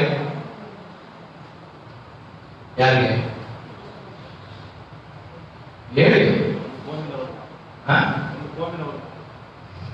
ಭಯೋತ್ಪಾದನೆ ಯಾರು ಮಾಡ್ತಾರೆ, ಆದ್ರೆ ಆ ಒಂದು ಧರ್ಮವನ್ನ ಅಥವಾ ಆ ಒಂದು ಜಾತಿನ ಇವರೇ ಭಯೋತ್ಪಾದಕರು ಅಂತ ಹೇಳೋದು ಯಾರು? ಎಲ್ಲರೂ ಭಯೋತ್ಪಾದಕರ? ಯಾರು ಭಯೋತ್ಪಾದಕರಲ್ಲ. ಭಯೋತ್ಪಾದನೆ ಎಲ್ಲರೂ ಮಾಡ್ತಾರೆ. ಎಲ್ಲ ಜನರು ಒಂದು ರೀತಿಯಲ್ಲಿ ಭಯೋತ್ಪಾದಕರೇ. ಭಯವನ್ನು ಉತ್ಪಾದನೆ ಮಾಡುವುದೇ ಭಯೋತ್ಪಾದಕರು. ಕನ್ನಡ ಪದ ಬಹಳ ಚಂದ. ಭಯೋತ್ಪಾದನೆ ಅಂದ್ರೆ ಭಯವನ್ನು ಉತ್ಪಾದನೆ ಮಾಡುವುದೇ ಭಯೋತ್ಪಾದನೆ. ಅದು ವ್ಯಕ್ತಿ ಮಾಡಿದ್ರೆ ಭಯೋತ್ಪಾದಕ. ಹಾಗೆಯೇ ಸುಂಕದವರೆಲ್ಲರೂ ಪಾಪಿಗಳಾಗಿರಲಿಲ್ಲ, ಸುಂಕದವರು ಒಳ್ಳೆಯವರು. ಈ ಎರಡು ಪಂಗಡದಲ್ಲಿ ಸೇರಿದಂತ, ಎರಡು ವರ್ಗಕ್ಕೆ ಸೇರಿದಂತ ಇಬ್ಬರು ವ್ಯಕ್ತಿಗಳು ಎಲ್ಲಿಗೆ ಬರ್ತಾರೆ? ಆಲಯಕ್ಕೆ ಬರ್ತಾರೆ. ಆಲಯಕ್ಕೆ ಬಂದಾಗ 11ನೇ ವಚನದಲ್ಲಿ ಫರಿಸಾಯನ ಏನ್ ಮಾಡ್ತಾನೆ? ಫರಿಸಾಯನ ಒಂದು ಸ್ಟಾರ್ಟ್ ಮಾಡ್ತಾನೆ. ಏನಂತ? ನಿಂತುಕೊಂಡು ಪ್ರಾರ್ಥಿಸುವಾಗ ತನ್ನೊಳಗೆ ಹೇಳ್ತಾನೆ, ತನ್ನೊಳಗೆ ಹೇಳುವಂಥದ್ದು, ದೇವರೇ, ಸುಲುಕೊಳ್ಳುವವರು, ಅನ್ಯಾಯಗಾರರು, ಆದರ ಮಾಡುವವರು ಆಗಿರುವ ಉಳಿದ ಜನರಂತೆ ನಾನು ಬಂದ್ರೆ ಪ್ರೇಯರ್ ಮಾತ್ರ ಮಾಡಬೇಕು. ಯಾರು? ಫರಿಸಾಯ ಬಂದಲ್ಲ, ಬಂದ್ರೆ ಪ್ರೇಯರ್ ಮಾತ್ರ ಮಾಡಬೇಕು. ಇವನೇನ್ ಹೇಳ್ತಾನೆ? ಸ್ವಾಮಿ, ಸುಲುಕೊಳ್ಳುವವರು, ಅನ್ಯಾಯಗಾರರು, ಆಹಾರ ಮಾಡುವವರು ಅವರಂತ ನಾವೆಲ್ಲ ಸ್ವಾಮಿ ಕೇಳಲ್ಲ. ದೇವರು ನೀನ್ ಯಾವಂತ, ನಿನ್ನ ಜಾತಕ, ನಿನ್ನ ಪುರಾಣ ಎಲ್ಲ ಗೊತ್ತು ದೇವರಿಗೆ. ದೇವರು ಮಾತನಾಡೋದಕ್ಕೆ ಪ್ರಾರಂಭಿಸಿದ್ರೆ ಫರಿಸಾಯ ಮೂರ್ಛನ ಹೋಗ್ತಾನೆ, ಸತ್ತು ಕೂಡ ಹೋಗ್ತಾನೆ. ಯಾಕಂದ್ರೆ ಅವನ ಬಂಡವಾಳ ಎಲ್ಲ ದೇವರಿಗೆ ಗೊತ್ತು. ಇವನು ಅವನೇನು ಅನ್ಕೊಂಡಿದ್ದಾನೆ ಅಂದ್ರೆ ಗೊತ್ತಲ್ಲ. ಅವರು ಫರಿಸಾಯರೆಲ್ಲ ಒಂಥರ ಜಂಬ ಕೊಚ್ಕೊಳ್ಳೋದು. ಹಾಗೆ ಸುಲುಕೊಳ್ಳುವವರು, ಅನ್ಯಾಯಗಾರರು, ಹಾಗೆ ಮಾಡುವ ಹಾಗೆ ಉಳಿದ ಜನರಂತೆ ನಾನಲ್ಲ. ಆಮೇಲೆ ಇನ್ನೊಂದು ಹೇಳ್ತಾ ನೋಡ್ರಿ, ಈ ಸುಂದರವನ್ನಂತೀವಲ್ಲ, ಚುಚ್ಚಿ ಹೇಳೋದು, ಈ ಸುಂದರವನ್ನಂತೀವೋ ಅಲ್ಲ. ಆದ್ರಿಂದ ನಿನಗೆ ಸ್ತೋತ್ರ ಮಾಡ್ತಾರೆ. ಸ್ತೋತ್ರ ಮಾಡುವುದು ಹಾಗಲ್ಲ ಬೇರೆ. ನನಗೆ ಆರೋಗ್ಯ ಕೊಟ್ಟಿದ್ದೆ, ನಿನಗೆ ಸ್ತೋತ್ರ. ನನ್ನನ್ನು ಮರಣದಿಂದ ಪಾರು ಮಾಡಿದ್ದೆ, ನಿನಗೆ ಸ್ತೋತ್ರ. ನನ್ನನ್ನು, ನನ್ನ ಕುಟುಂಬವನ್ನು ಸಾಕಿ ಸಲಹುತ್ತಾ ಇದ್ದೆ, ನಿನಗೆ ಸ್ತೋತ್ರ. ನನ್ನ ಇಕ್ಕಟ್ಟು, ನನ್ನ ವೇದನೆ, ನನ್ನ ದುಃಖ, ನನ್ನ ಕಣ್ಣೀರನ್ನು ಹೋಗಲಾಡಿಸಿದ್ರೆ ನಿನಗೆ ಸ್ತೋತ್ರ. ಅದು ಹೇಳಬೇಕು. ನನಗೆ ಅವರಿಂದ ಒಳ್ಳೆ ಮನೆ ಕೊಟ್ಟೆ, ನಿನಗೆ ಸ್ತೋತ್ರ. ತಪ್ಪು. ಅವನ್ನ ಸಾಯಿಸಿ ನನ್ನನ್ನು ಬದುಕಿಸಿದೆ, ಅದಕ್ಕೆ ಸ್ತೋತ್ರ. ಇವು ಆ ಮಾತಲ್ಲೇ ಹೇಳಬೇಕು. ಅದು ಅಲ್ವೇ ಅಲ್ಲ. ನೀತಿವಂತರ ಲಕ್ಷಣವೂ ಅಲ್ಲ, ಯೇಸುಸ್ವಾಮಿ ಮಕ್ಕಳು ಅಲ್ಲ ಅವರು. ನೀವು ಹಂಗೆ ಮಾಡೋದು. ಫರಿಸಾಯ ಏನ್ ಮಾಡ್ತಾನೆ? ಹಂಗೆ ಮಾಡಿ, ನಾನು ಅವನಿಗಿಂತ ಒಳ್ಳೆಯವನು, ನಾನು ಅವನಿಗಿಂತ ನೀತಿವಂತ, ನಾನು ಅವನಿಗಿಂತ ತುಂಬಾ ಯಥಾರ್ಥವಂತವನು ಅಂತ. ನಿನಗೆ ಸ್ತೋತ್ರ. ಅದೆಲ್ಲ ಸ್ತೋತ್ರ. ಸ್ತೋತ್ರವನ್ನು ಸಲ್ಲಿಸಬೇಕಾದದ್ದು ನನಗಾಗಿ ನಿನ್ನ ಮಗನನ್ನು ಕೊಟ್ಟಿದ್ದೆ, ಆ ಮಗನ ರಕ್ತವನ್ನು ಸುರಿಸಿದ ನಾಮಕ್ಕೆ ಸ್ತೋತ್ರವಾಗಲಿ. ನನಗೋಸ್ಕರ ನೀವು ಜೀವಿಸ್ತಾ ಇದ್ದೀನಿ, ನಿನಗೆ ಸ್ತೋತ್ರವಾಗಲಿ ದೇವರೇ. ನನ್ನ ಪರಿವಾರದವರನ್ನು, ನನ್ನ ನೆರೆಯವರನ್ನು, ನನ್ನ ಸಭೆಯನ್ನು, ನನ್ನ ಸಭೆಯ ಸದಸ್ಯರನ್ನು ನೀನು ಕಾಪಾಡದ ಬಂದಿದೆ, ಸ್ತೋತ್ರ. ಈ ಕೊರೋನಾ ಸೋಂಕಿದ್ದಾಗ ನಮ್ಮನ್ನು ಕಾಪಾಡಿದ್ದೀನಿ, ನಿನಗೆ ಸ್ತೋತ್ರ. ಅದೇ ಹೇಳ್ರಿ. ಕೊರೋನಾ ಸಂದರ್ಭದಲ್ಲಿ ಇಕ್ಕಟ್ಟಿನ ವೇಳೆಯಲ್ಲೂ ಜನರನ್ನು ತಳ್ಳಿಬಿಟ್ಟಾಗ ನೀ ನನ್ನನ್ನು ತಳ್ಳಿಬಿಡಲಿಲ್ಲ, ಸ್ತೋತ್ರ ಮಾಡಿ.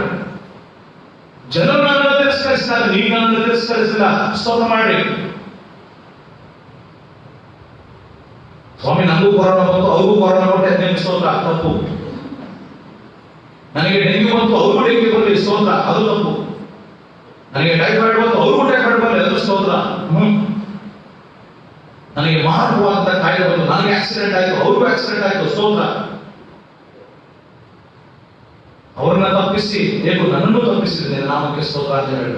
ಇದು ನಿಜವಾದಂತಹ ಆಲಯಕ್ಕೆ ಬಂದು ಮಾಡುವಂತಹ, ಆಲಯದಲ್ಲಿ ಕುಳಿತಿರುವಂತಹ ನೀತಿವಂತರ ಲಕ್ಷಣ. ಫರಿಸಾಯ ಮುಂದಕ್ಕೆ ಹೇಳ್ತಾನೆ, ಒಳ್ಳೆ ಅವನು ಜಂಬ ಹೊಡ್ಕೊಳ್ಳೋದು ನೋಡ್ರಿ ಹಿಂಗೆ ಅಂತ. ವಾರಕ್ಕೆ ಯಥಾವಧಿ ಉಪವಾಸ ಮಾಡ್ತಾನೆ, ಮಾಡು ನಿನ್ನ ಕರ್ತವ್ಯ. ನಾನು ಸಂಪಾದಿಸುವ ಎಲ್ಲದರಲ್ಲಿಯೂ 10% ಪಾಲ್ಗೊಳ್ಳುತ್ತೇನೆ, ಅದು ಆಜ್ಞೆ, ಕೊಡಲೇಬೇಕು, ಕೊಡು. ನೀನ್ ಯಾರು ಹೇಳು ಅಂತ ಹೇಳಿದ್ರು. ಆದ್ರೆ ಆ ಸುಂದರವನು ಏನ್ ಮಾಡ್ತಾನೆ? ಈಗ ನೋಡಿ, ಇವನು ಜಂಬ ಹೊಡ್ಕೊಂಡ್ರೆ, ನಾನು ಹತ್ತಿಸ್ಕೊಂಡಿದ್ದೀನಿ ಚರ್ಚೆಗೆ, ನೀನ್ ಯಾರು ಕೊಡು ಅಂತ ಹೇಳಿದ್ರು.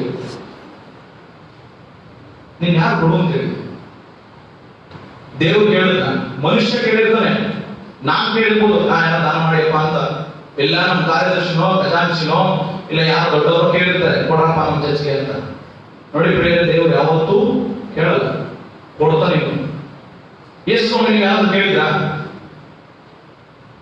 3 ಶತಮಾನಗಳಿಂದ 3,000 ವರ್ಷಗಳಿಂದ ಯೇಸುವನ್ನು ಕಳಿಸ್ಕೊಳ್ಳೋದು ಯಾರು ಹೇಳಿದ್ರ? ದೇವರ ಸ್ವತಃ ಪ್ರವಾದಿಗಳ ಮೂಲಕ ಹೇಳಿದ ನಿಮಗೊಬ್ಬ ಮೆಸ್ಸಿಯ ಬರ್ತಾನೆ, ಆ ಮೆಸ್ಸಿಯ ಬರ್ತಾನೆ, ಆ ಮೆಸ್ಸಿಯ ನನ್ನ ಮಗನಿಗೆ ಕಳಿಸ್ಕೊಡ್ತೀನಿ ಅಂತ ಹೇಳ್ದ. ಮಗನಿಗೆ ಕಳಿಸ್ಕೊಟ್ಟ. ಅದು ದೇವರು. ಮನುಷ್ಯ ಕೊಡು ಕೊಡು ಕೊಡು, ದೇವರು ತಗೋ ತಗೋ ತಗೋ. ಮಾನವರ ಗುಣಕ್ಕೂ ದೈವಿಕ ಗುಣಕ್ಕೂ ವ್ಯತ್ಯಾಸ ಇದೆ. ಮನುಷ್ಯ ಭಾವನೆಗಳಿಗೂ ದೇವರ ಭಾವನೆಗಳಿಗೂ ಅಜಗಜಾಂತರ ವ್ಯತ್ಯಾಸ. ಸರಿಸಾಟಿ ಇಲ್ಲವೇ ಇಲ್ಲ ಮನುಷ್ಯನ ಗುಣ ದೇವರಿಗೆ. ಹಾಗಾಗಿ ವಾರಕ್ಕೆ 2 ಅವಧಿ ಉಪವಾಸ ಮಾಡಿದ್ರೆ ಮಾಡಪ್ಪ, ಅದು ನಿನ್ನ ಕರ್ತವ್ಯ. ಅದನ್ನ ಯಾಕೆ ನೀನು ಬಂದು ದೇವರ ಹತ್ರ ಹೇಳ್ತೀಯ? ನೀನು ಮಾಡಿದ್ರೆ ನಿನ್ನ ಪ್ರತಿಫಲ ಉಂಟು. ನೀನು ನಿಯತ್ತಾಗಿ ಮಾಡಿದ್ರೆ ನಿಯತ್ತಾಗಿ ದೇವರು ಆಶೀರ್ವಾದ ಮಾಡ್ತಾನೆ. ನಿಯತ್ತಾಗಿ ಮಾಡಿಲ್ಲ ದೇವರು ನಿಯತ್ತಾಗಿ ಆಶೀರ್ವಾದ ಮಾಡ್ತಾನೆ. ಆಮೇಲೆ ದಶಮಾಂಶ ಕೊಡ್ತಾನೆ, ಅದೇನೇನೋ ಕಾಣಿಕೆ ಕೊಡ್ತಾನೆ, ಕೃತಜ್ಞತಾ ಕಾಣಿಕೆ ಕೊಡ್ತಾನೆ. ಕೊಡು, ಅದನ್ನ ನೀನು ಕೊಡಲೇಬೇಕು. ಕಾಣಿಕೆ ಒಬ್ಬನು ದೇವರ ಸನ್ನಿಧಾನದಲ್ಲಿ ಕಾಣಿಸಿಕೊಳ್ಳುವುದಿಲ್ಲ ಅಂತ ದೇವರೇ ಹೇಳಿದ್ದಾನೆ. ನೀವು ಉಪವಾಸ ಮಾಡಿರಿ ಅಂತ ದೇವರೇ ಹೇಳಿದ್ದಾನೆ. ನೀವು ಪ್ರಾರ್ಥನೆ ಮಾಡಿರಿ ಅಂತ ದೇವರೇ ಹೇಳಿದ್ದಾನೆ. ನೀವು ಆಲಯಕ್ಕೆ ಬರಲೇಬೇಕು ಆರಾಧನೆ ಮಾಡುವುದಕ್ಕೆ ಎಂಬುದಾಗಿ ದೇವರು ಹೇಳಿದ್ದಾನೆ. ಅದೆಲ್ಲ ನಿಯಮಗಳನ್ನು ಪಾಲಿಸಬೇಕು. ನೀವು ಶಾಲೆಗೆ ನಿಮ್ಮ ಮಕ್ಕಳನ್ನ ಸೇರಿಕೊಂಡು ಡಬ್ಬರ್ ಹೊಡೆದು ನನ್ನ ಮಕ್ಕಳನ್ನ ಶಾಲೆಗೆ ಸೇರಿಸ್ತೀನಿ ಅದೇ ಸಾಧನೆ ನಾವು ಕರ್ತವ್ಯ. ನಿಮ್ಮ ಮಕ್ಕಳನ್ನು ಓದಿಸ್ಬೇಕು ಅಂದ್ರೆ ನೀವು ಶಾಲೆಗೆ ಸೇರಿಸ್ಬೇಕು. ಇನ್ನೇ ತಗೊಂಡೋಗಿ ಎಲ್ಲರೂ ಅನಾಥಾಶ್ರಮ ಕೊಡ್ತೀರಾ? ಹಾಗೇನೆ ಅಲ್ವೇ? ಕಾಣಿಕೆ ಕೊಡಬೇಕು, ಕೊಟ್ಟಿದ್ದೀವಿ. ದೇವರು ಕೊಟ್ಟಿದ್ದೀವಿ. ನಮಗೆಲ್ಲ ಕೊಟ್ಟಿದ್ದು, ಖಜಾಂಚಿಗೆಲ್ಲ ಕೊಟ್ಟಿದ್ದು, ಸಮಿತಿಗೆಲ್ಲ ಕೊಟ್ಟಿದ್ದು, ಯಾವ ಜನರಿಗೂ ಅಲ್ಲ. ಕೊಟ್ಟದ್ದು ಕೊಟ್ಟದಾಯ್ತು. ನೀವು ಅಲ್ಲಿ ತಂದು ಹಾಕಿದ ಮೇಲೆ ಅದು ಬ್ಯಾಂಕ್ ಹೋಗುತ್ತೆ. ದೇವರಿಂದ ನೀವು ಪ್ರತಿಫಲ ಹೊಂದಿಸಿಲ್ಲ. ನನ್ನಿಂದ ಅಲ್ಲ, ಬೇರೆ ಜನಗಳಿಂದ, ಯಾರಿಂದ ಅಲ್ಲ. ಅದು ದೇವರಿಗೆ ಕೊಟ್ಟಿದ್ದು. ನೀವು ತಂದು ನನ್ನ ಜೋಗ ನನ್ನ ಅಕೌಂಟ್ ಹಾಕಿದ್ರ? ಯಾರ ಅಕೌಂಟ್ ಹಾಕಿದ್ದು? ಆ ಅಕೌಂಟ್ ಹಾಕಿದ್ದೀನಿ. ಆ ಅಕೌಂಟ್ ಅದು ಹೋಗುತ್ತೆ. ಆ ಅಕೌಂಟ್ ಹಾಕಿ ನಿಮಗೆ ಆಶೀರ್ವಾದ ದೇವರು ಕೊಡ್ತದೆ. ನಿಮ್ಮ ಪರವಾಗಿ ನಾನು ಪ್ರಾರ್ಥಿಸಬಹುದು, ನಿಮ್ಮ ಪರವಾಗಿ ಬೇರೆ ಜನರು ಪ್ರಾರ್ಥಿಸಬಹುದು, ನಿಮ್ಮ ಪರವಾಗಿ ನೀವೇ ಪ್ರಾರ್ಥನೆ ಮಾಡಬಹುದು. ಆ ಪ್ರಾರ್ಥನೆಗೆ ಉತ್ತರಿಸುವನು ಕೊಟ್ಟಿದ್ದನ್ನ ಊರ್ ಫುಲ್ಲು ಹೇಳ್ಕೊಂಡು ಮಾಡಿದ್ದನ್ನ ಜಗತ್ ಫುಲ್ಲು ಸಾಕೊಂಡಿದ್ರೆ ಅದು ಯೇಸು ಸ್ವಾಮಿ ಮಕ್ಕಳ ಲಕ್ಷಣ ಅಲ್ಲ. ಆಮೇಲೆ ಇಲ್ಲಿ ಏನ್ ಮಾಡ್ತಾನೆ ಸುಂಕರವನು 13ನೇ ವಚನದಲ್ಲಿ, ಆ ಸುಂಕರವನು ದೂರದಲ್ಲಿ ನಿಂತು ಆಕಾಶದ ಕಡೆಗೆ ಕಣ್ಣೆತ್ತಿ ನೋಡುವುದಕ್ಕೂ ಮನಸ್ಸಿಲ್ಲ. ನೋಡಿ ಅವನ ಮನಸ್ಸು, ನೋಡಿ ಅವನ ಮನಸ್ಸನ್ನ ಗಮನಿಸಬೇಕಿಲ್ಲಿ. ಪರಿಸಾಯನನ್ನು ಗಮನಿಸುವಾಗ ಏನಿತ್ತು ಅವನಲ್ಲಿ?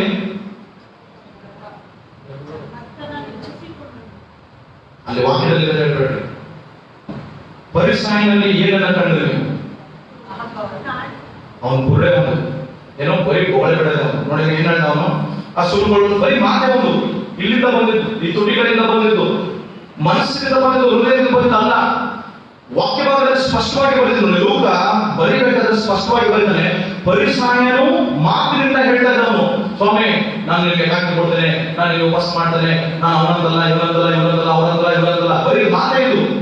ತನ್ನ ವಿಷಯದಲ್ಲಿ ಯಾರನ್ನು ಹೇಳಿಲ್ಲ ಅವನು, ತನ್ನ ಪರಿಸ್ಥಿತಿಯನ್ನು ಹೇಳ್ಕೊಳ್ಳಿಲ್ಲ. ಸುಂದರ ಏನ್ ಮಾಡ್ತಾನೆ? ತನ್ನ ಮನಸ್ಸಿನಲ್ಲಿ ಆಲಯದ ಕಡೆಗೆ, ಆಕಾಶದ ಕಡೆಗೆ. ಆಲಯ ಎನ್ನುವಂಥದ್ದು ದೇವರ ಭೂಲೋಕದಲ್ಲಿರುವಂತಹ ದೈವಿಕ ಪ್ರಸನ್ನತೆ, ಆಕಾಶದಲ್ಲಿರುವಂಥದ್ದು ಕಣ್ಣಿಗೆ ಕಾಣದಂತಹ ದೈವಿಕ ಪ್ರಸನ್ನತೆ ಪರಲೋಕ. ಹಾಗೆ ನೋಡಿ, ಎರಡು ಕಡೆಗೂ ಅವನು ಮನಸ್ಸಿಲ್ಲದೆ, ಎರಡನ್ನೂ ನೋಡುವುದಕ್ಕೆ ಮನಸ್ಸಿಲ್ಲದೆ ಎದೆಯನ್ನು ಬಡಕೊಳ್ಳುತ್ತಾ ದೇವರ ಪಾಪಗಳನ್ನು ಕರುಣಿಸು. ನೋಡಿ, ಯಾವ ಬಗ್ಗೆನೂ ಮಾತಾಡಲಿಲ್ಲ ಅವನು. ಸುಂದರನು ಯಾವ ಬಗ್ಗೆನೂ ಮಾತಾಡಿಲ್ಲ, ಪರಿಸಾಯ ಬಗ್ಗೆನೂ ಮಾತಾಡಿಲ್ಲ. ನೀತಿವಂತ ಅಂದ್ಮೇಲೆ, ಒಳ್ಳೆಯವನು ಅಂದ್ಮೇಲೆ ಯಾರ ಬಗ್ಗೆನೂ ಮಾತಾಡಲ್ಲ, ಯಾರ ವ್ಯಕ್ತಿತ್ವದ ಬಗ್ಗೆನೂ ಮಾತಾಡಲ್ಲ, ಯಾವ ಸ್ವಭಾವದ ಬಗ್ಗೆನೂ ಮಾತಾಡಲ್ಲ, ತನ್ನ ಬಗ್ಗೆ ಮಾತ್ರನೇ ಮಾತಾಡಲ್ಲ. ನೀವು ಆಲಯಕ್ಕೆ ಬಂದಾಗ ನನಗೂ ನಿಮಗೂ ಸಂಬಂಧ ಇಲ್ಲ, ನಿಮಗೂ ದೇವರಿಗೂ ಸಂಬಂಧ, ನನಗೂ ದೇವರಿಗೂ ಸಂಬಂಧ. ನಾನು ಪಾಲನೆ ಮಾಡುವಂತ ಪೋಷಕನಾಗಿರುವಂತ ಆಧ್ಯಾತ್ಮಿಕ ತಂದೆ ನಿಮಗಾದ್ರೆ, ನೀವು ಆ ಮಾರ್ಗದಲ್ಲಿ ನಡೆಯಬೇಕಾದದ್ದು, ಆ ರೀತಿಯಲ್ಲಿ ನೀವು ಕುಳಿತುಕೊಂಡು ಆರಾಧಿಸಬೇಕಾದದ್ದು, ವಾಕ್ಯವನ್ನು ಧ್ಯಾನ ಮಾಡಬೇಕಾದದ್ದು ನಿಮಗೂ ದೇವರಿಗೂ ಬಿಟ್ಟಿದ್ದಂಥದ್ದು.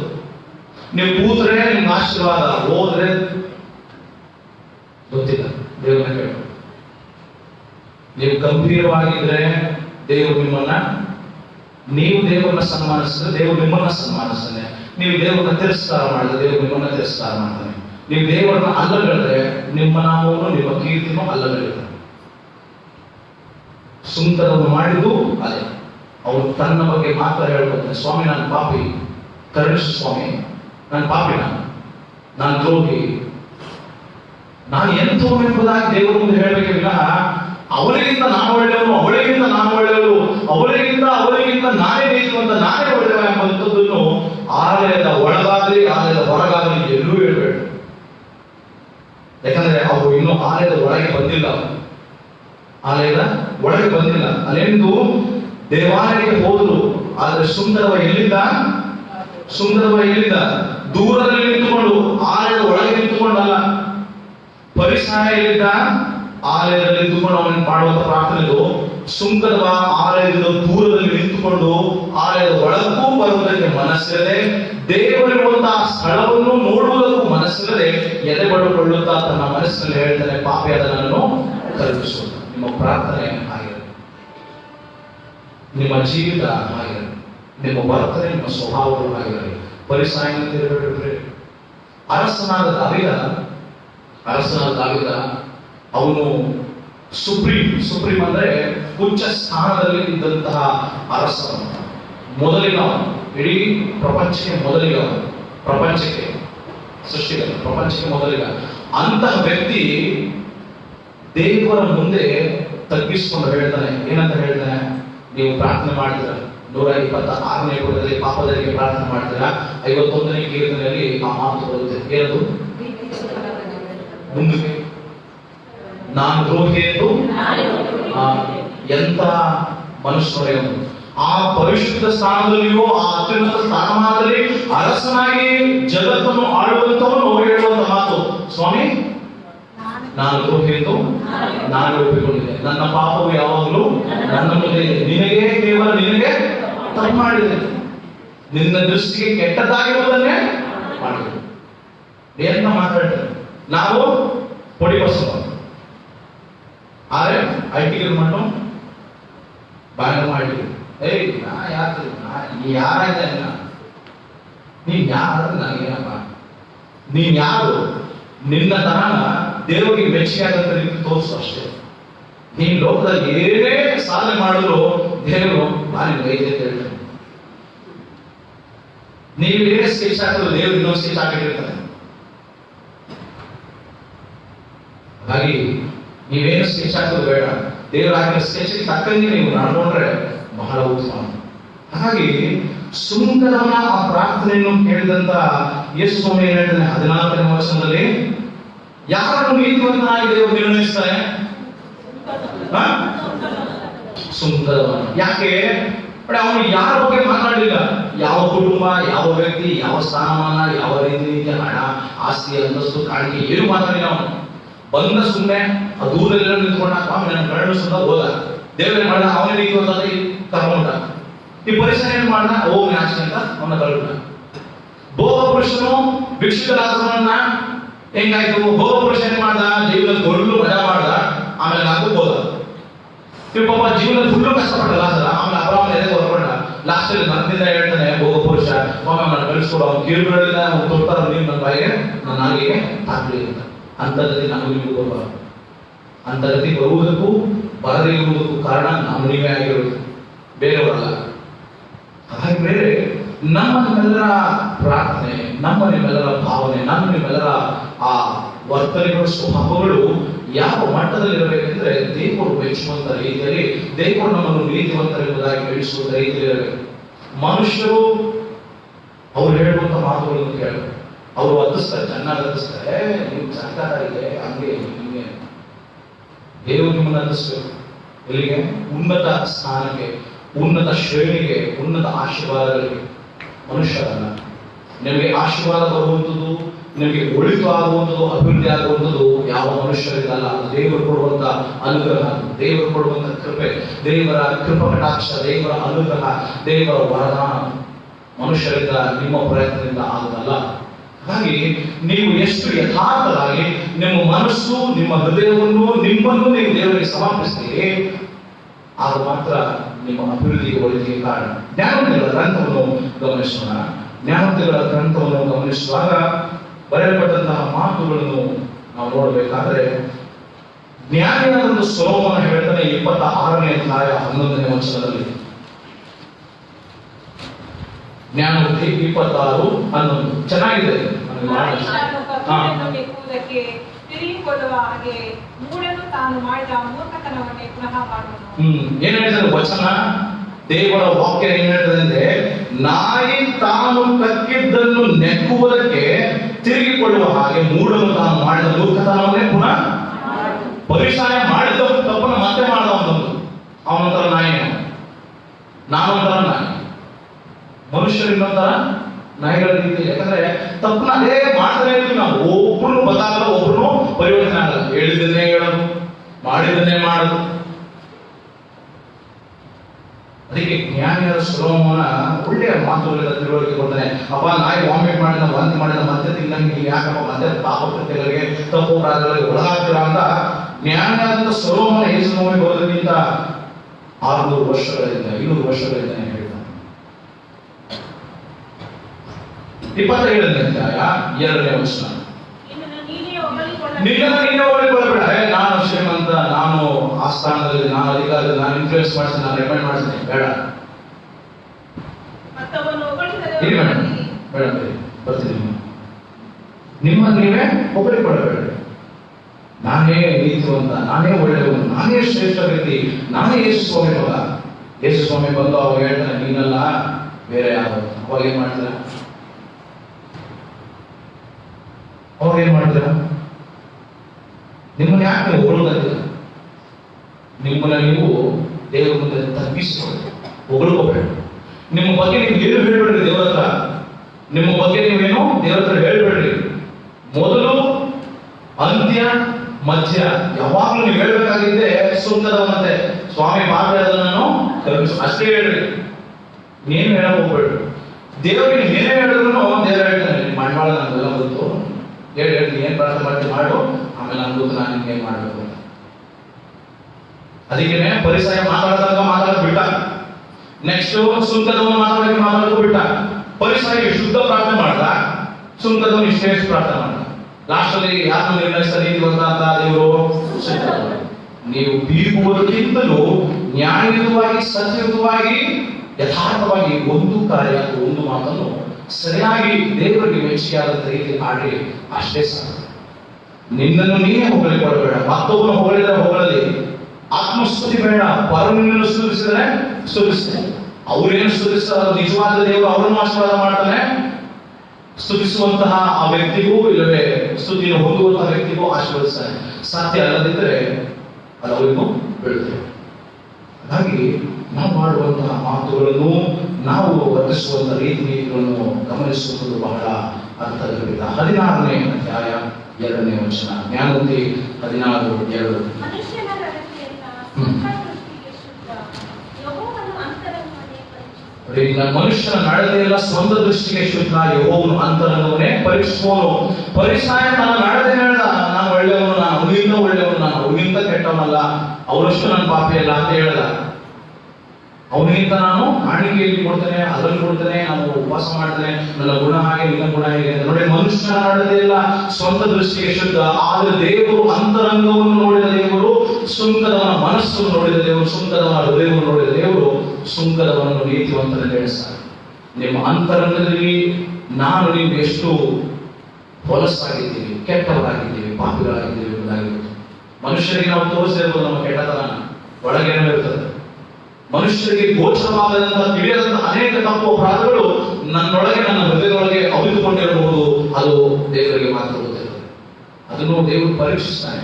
ದೇವರು ಪರೀಕ್ಷೆ ಮಾಡುವಾಗ ಆ ಪರೀಕ್ಷೆ ನಾವು ಗೆದ್ದು ಸೋಲ್ತೇವೆ ಅನ್ನುವಂಥದ್ದು ನಮ್ಮ ಜೀವಿತ ಆಗಿದೆ. ಗಲಾತ್ಯ 3:28. ಗಲಾತ್ಯ 3:28. ನೀವೆಲ್ಲರೂ ಕ್ರಿಸ್ತ ಯೇಸುವಿನಲ್ಲಿ ಒಂದೇ ಆಗಿರುವುದರಿಂದ ಯೆಹೂದ್ಯನು ಗ್ರೀಕನು ಎಂದು, ಆಳು ಒಡೆಯ ಎಂದು, ಗಂಡು ಹೆಣ್ಣು ಎಂದು ಭೇದವಿಲ್ಲ. ಏನಂತ ಹೇಳ್ತಾನೆ? ನೀವೆಲ್ಲರೂ ಕ್ರಿಸ್ತ ಯೇಸುವಿನಲ್ಲಿ, ನಾನು ಹೇಳ್ತಾನೆ, ನಾನು ನೀವು ಎಲ್ಲರೂ ಒಂದೇ. ನಾವು ಪ್ರೈಮ್ ಮಿನಿಸ್ಟರ್ ಎಲ್ಲ ಒಂದೇ, ನಾವು ಚೀಫ್ ಮಿನಿಸ್ಟರ್ ಎಲ್ಲ ಒಂದೇ, ದೇವರ ಮುಂದೆ ಎಲ್ಲ ಒಂದೇ. ಇಲ್ಲಿ ಮಾತ್ರ ಅವ್ರು ಮೇಲಿದ್ದಾರೆ, ನಾವು ಕೆಳಗಿದ್ದೇವೆ. ನಾನು ಬಡವನಾಗಿದ್ದೆ, ನಾನು ಶ್ರೀಮಂತನಾಗಿ, ನಾನು ಉಳ್ಳವ, ನಾನು ಬಲ್ಲವ, ಇಲ್ಲವ, ಓದವ, ಬಂದವ ಅಂತ. ದೇವರ ಮುಂದೆ ಎಲ್ಲರೂ ಒಂದೇ.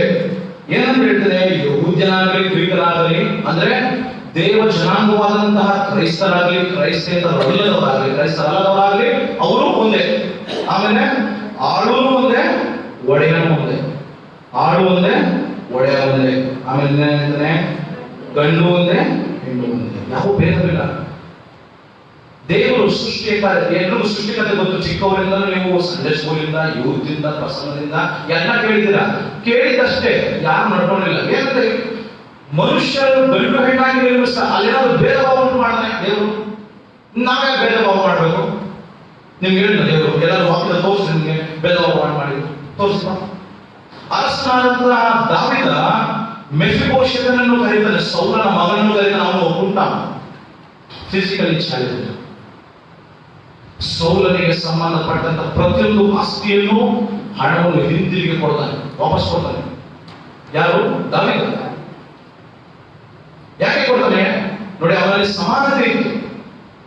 ಅವನಲ್ಲಿ ಸಮಾನತೆ ಇತ್ತು. ಅರಸನಾಗಿ, ದೇವರ ಮಗನಾಗಿ, ಜನಪ್ರತಿನಿಧಿಗಳಾಗಿ ಸಮಾನತೆಯನ್ನು ಸಾಧನವನ್ನು ಅವನ್ನ ಬಿಟ್ಬಿಡ್ಬೋದಾಗಿತ್ತು. ಅವನ್ನ ಯಾರು? ಅರಸನಾದಂತಹ ದಾವೀದ ಬಿಟ್ಬಿಡ್ಬೋದಾಗಿದ್ದರೆ ಅವನ ಗತಿಗೆ ಆಗಿಗೆ ಸಾಯಿ ಬಿಡುವಂತ ಬಿಡಿ. ಅವನು ನ್ಯಾಯ ಸಲ್ಲಿಸಿದವನು. ಒಬ್ಬ ದೇವರ ಮಗನಾಗಿ, ಪ್ರಜೆಗಳ ಪ್ರತಿನಿಧಿಯಾಗಿ, ಪ್ರಜೆಗಳ ನಾಯಕನಾಗಿ, ಅರಸನಾಗಿ ನಿಯತ್ತಿನಿಂದ ಅವನು ತನ್ನ ಕಾರ್ಯವನ್ನು ಮಾಡ್ತಾನೆ. ಅವನಿಗೆ ಹೋಗಬೇಕಾದ ಆಸ್ತಿಯನ್ನು ವಾಪಸ್ ಕೊಡ್ತಾನೆ. ಎಲ್ಲ ಅದು ಅರಸಿಗೆ ಸಂಬಂಧಪಟ್ಟದಾಗಿ, ಅಂದ್ರೆ ಆ ರಾಜ್ಯದ ಆಳ್ವಿಕೆಯಲ್ಲಿ ದಾವೀದನಿಗೆ ಸೇರಲ್ಪಟ್ಟಿತ್ತು. ಆದರೆ ಅದೆಲ್ಲವನ್ನು ವಾಪಸ್ ಕೊಡ್ತಾನೆ. ಸಮಾನತೆ ಅಲ್ಲಿ ಆಗಿದೆ. ನಾವು ನಿನ್ನೆ ಸ್ವಾತಂತ್ರ್ಯ ದಿನವನ್ನು ಆಚರಣೆ ಮಾಡೋದು. ನಮಗೆ ಸ್ವಾತಂತ್ರ್ಯ ಬೇಕು, ಅದಕ್ಕೆ ತಕ್ಕ ಹಾಗೆ ನಮಗೆ ಸಮಾನತೆಯೂ ಅಗತ್ಯ. ಸಮಾನತೆ ಯಾರಿದೆ? ಸಮಾನತೆ ಯಾರಿಲ್ಲ. ಸಮಾನತೆ ಹೆಂಗಿದೆ ಗೊತ್ತಾ? ನಮ್ಮಲ್ಲಿ ದೊಡ್ಡವರು ಬಂದ್ರೆ ಕೆಲವು ಚರ್ಚನ್ನು ಸೀಟ್ಗಳು ಇಡ್ತಾರಲ್ಲ, ಹೌದಲ್ವಾ? ಚರ್ಚಲ್ಲಿ ಇಟ್ಟು ನಾನು ಇದೇ ಸೀಟಲ್ಲಿ ಯೇಸು ಸ್ವಾಮಿ ಪಾರ್ಟಿ ಕೊಟ್ಟು ಹೋಗಿಲ್ಲ, ರೆವರೆಂಡ್ ಮ್ಯಾಥ್ಯೂ ಮಾಡಿ ಸೀಟ್ ಅಂತ.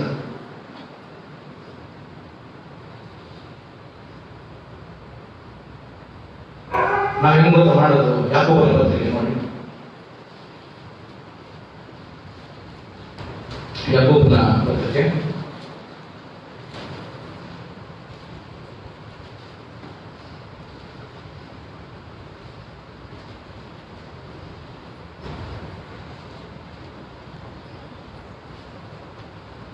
ಎರಡನೇ ಅಧ್ಯಾಯ 2ನೇ ವಚನ. ಯಾಕೋಬ 2:2.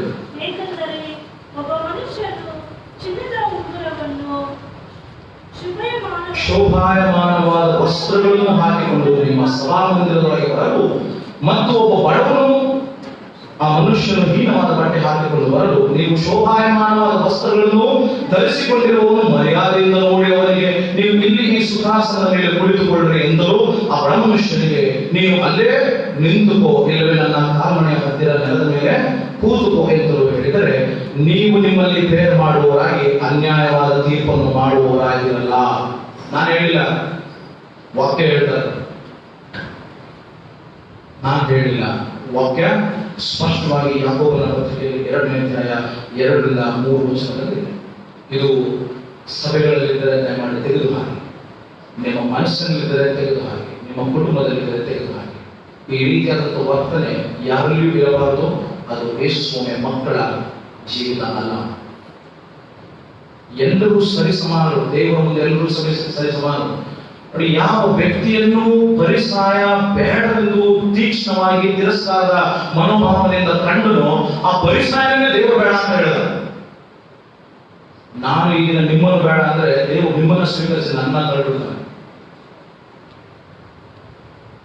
ಸಮಾನತೆ ಬೇರೆ. ಯಾಕಂದ್ರೆ ಈ ಮೇಜಿನ ಬಳಿಗೆ ನಾನು ಶ್ರೀಮಂತರಿಗೆ ಒಂದು ವೈನು ಅಥವಾ ಒಂದು ದ್ರಾಕ್ಷಾರಸ ಅಥವಾ ರೊಟ್ಟಿಯನ್ನು ಕೊಡೋದು. ಎಲ್ರಿಗೂ ಒಂದೇ ದೀಕ್ಷಾ ಸ್ನಾನ, ಎಲ್ರಿಗೂ ಒಂದೇ ಮಾಡಿ, ಎಲ್ರಿಗೂ ಒಂದೇ. ನಾವು ಯಾಕೆ ಆಳು, ಒಡೆಯ, ಬಲ್ಲವ, ಬಲ್ಲಿದ ಅಥವಾ ಇಲ್ಲದವ, ಉಳ್ಳವರು ಎಂಬುದಾಗಿ ನಮ್ಮ ಅರ್ಥ ಎಲ್ಲ ಬೇರೆ. ಇದು ದೇವಾಲಯ, ಇದು ಪ್ರಾರ್ಥನಾಲಯ.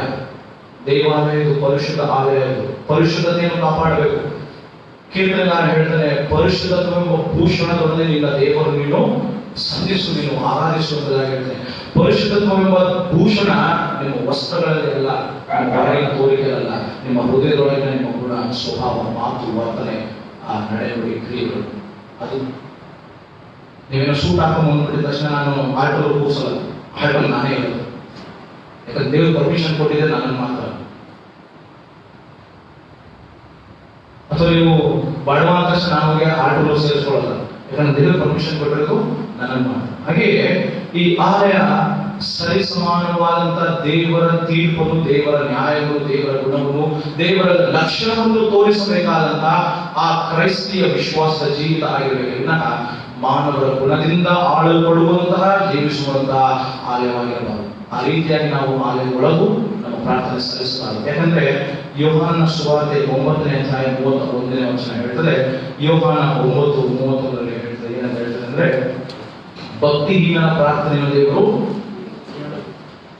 ಭಕ್ತಿಹೀನರ ಪ್ರಾರ್ಥನೆ ದೇವರು ಕೇಳುವುದಿಲ್ಲ. ಭಕ್ತಿಹೀನರ ಪ್ರಾರ್ಥನೆ ದೇವರು ಕೇಳುವುದಿಲ್ಲ.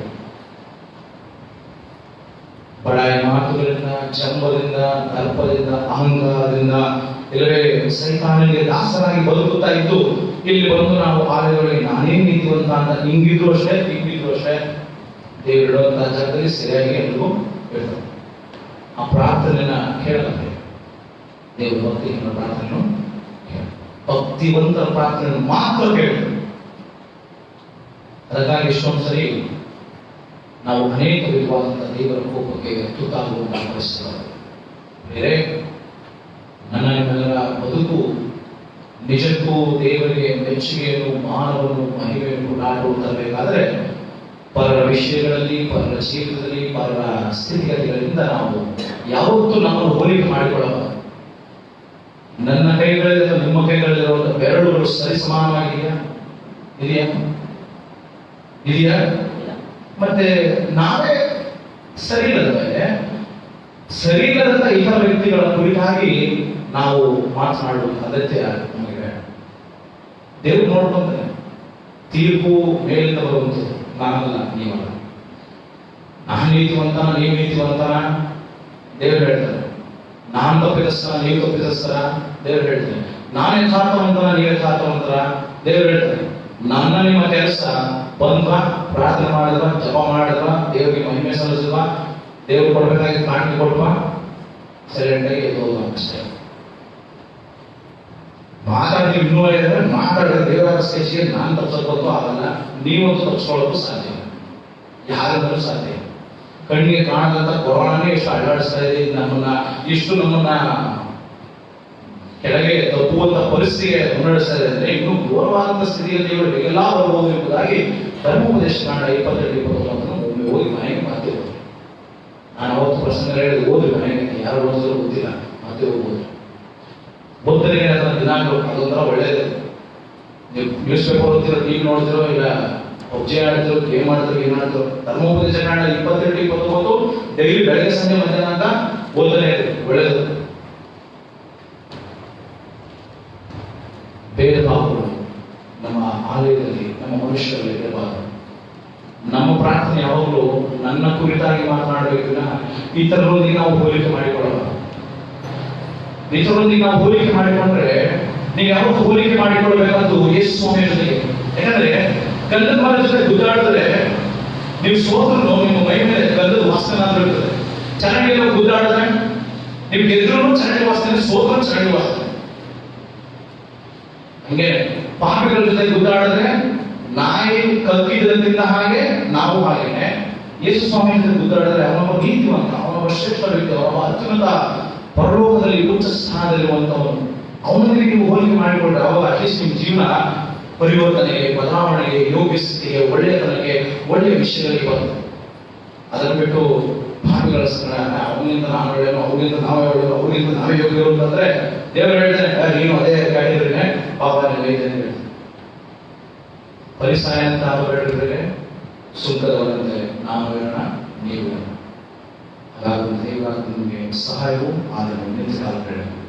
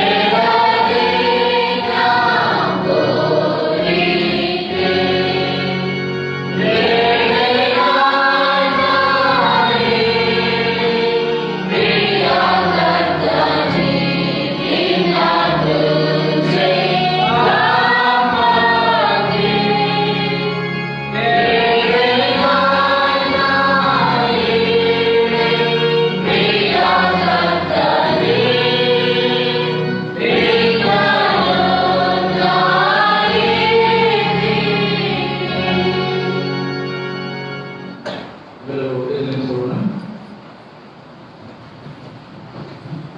ಪ್ರಾರ್ಥನೆ ಮಾಡೋಣ. ಕೃಪಾಳು ಕರ್ತನೆ, ನಮ್ಮೆಲ್ಲರ ಒಡೆಯರು ಪ್ರಭುವಾಗಿರುವಂತ ಯಜಮಾನನಿಗೆ ನಾಮಕ್ಕೆ ಸ್ತೋತ್ರವನ್ನು ಸಲ್ಲಿಸ್ತೇವೆ.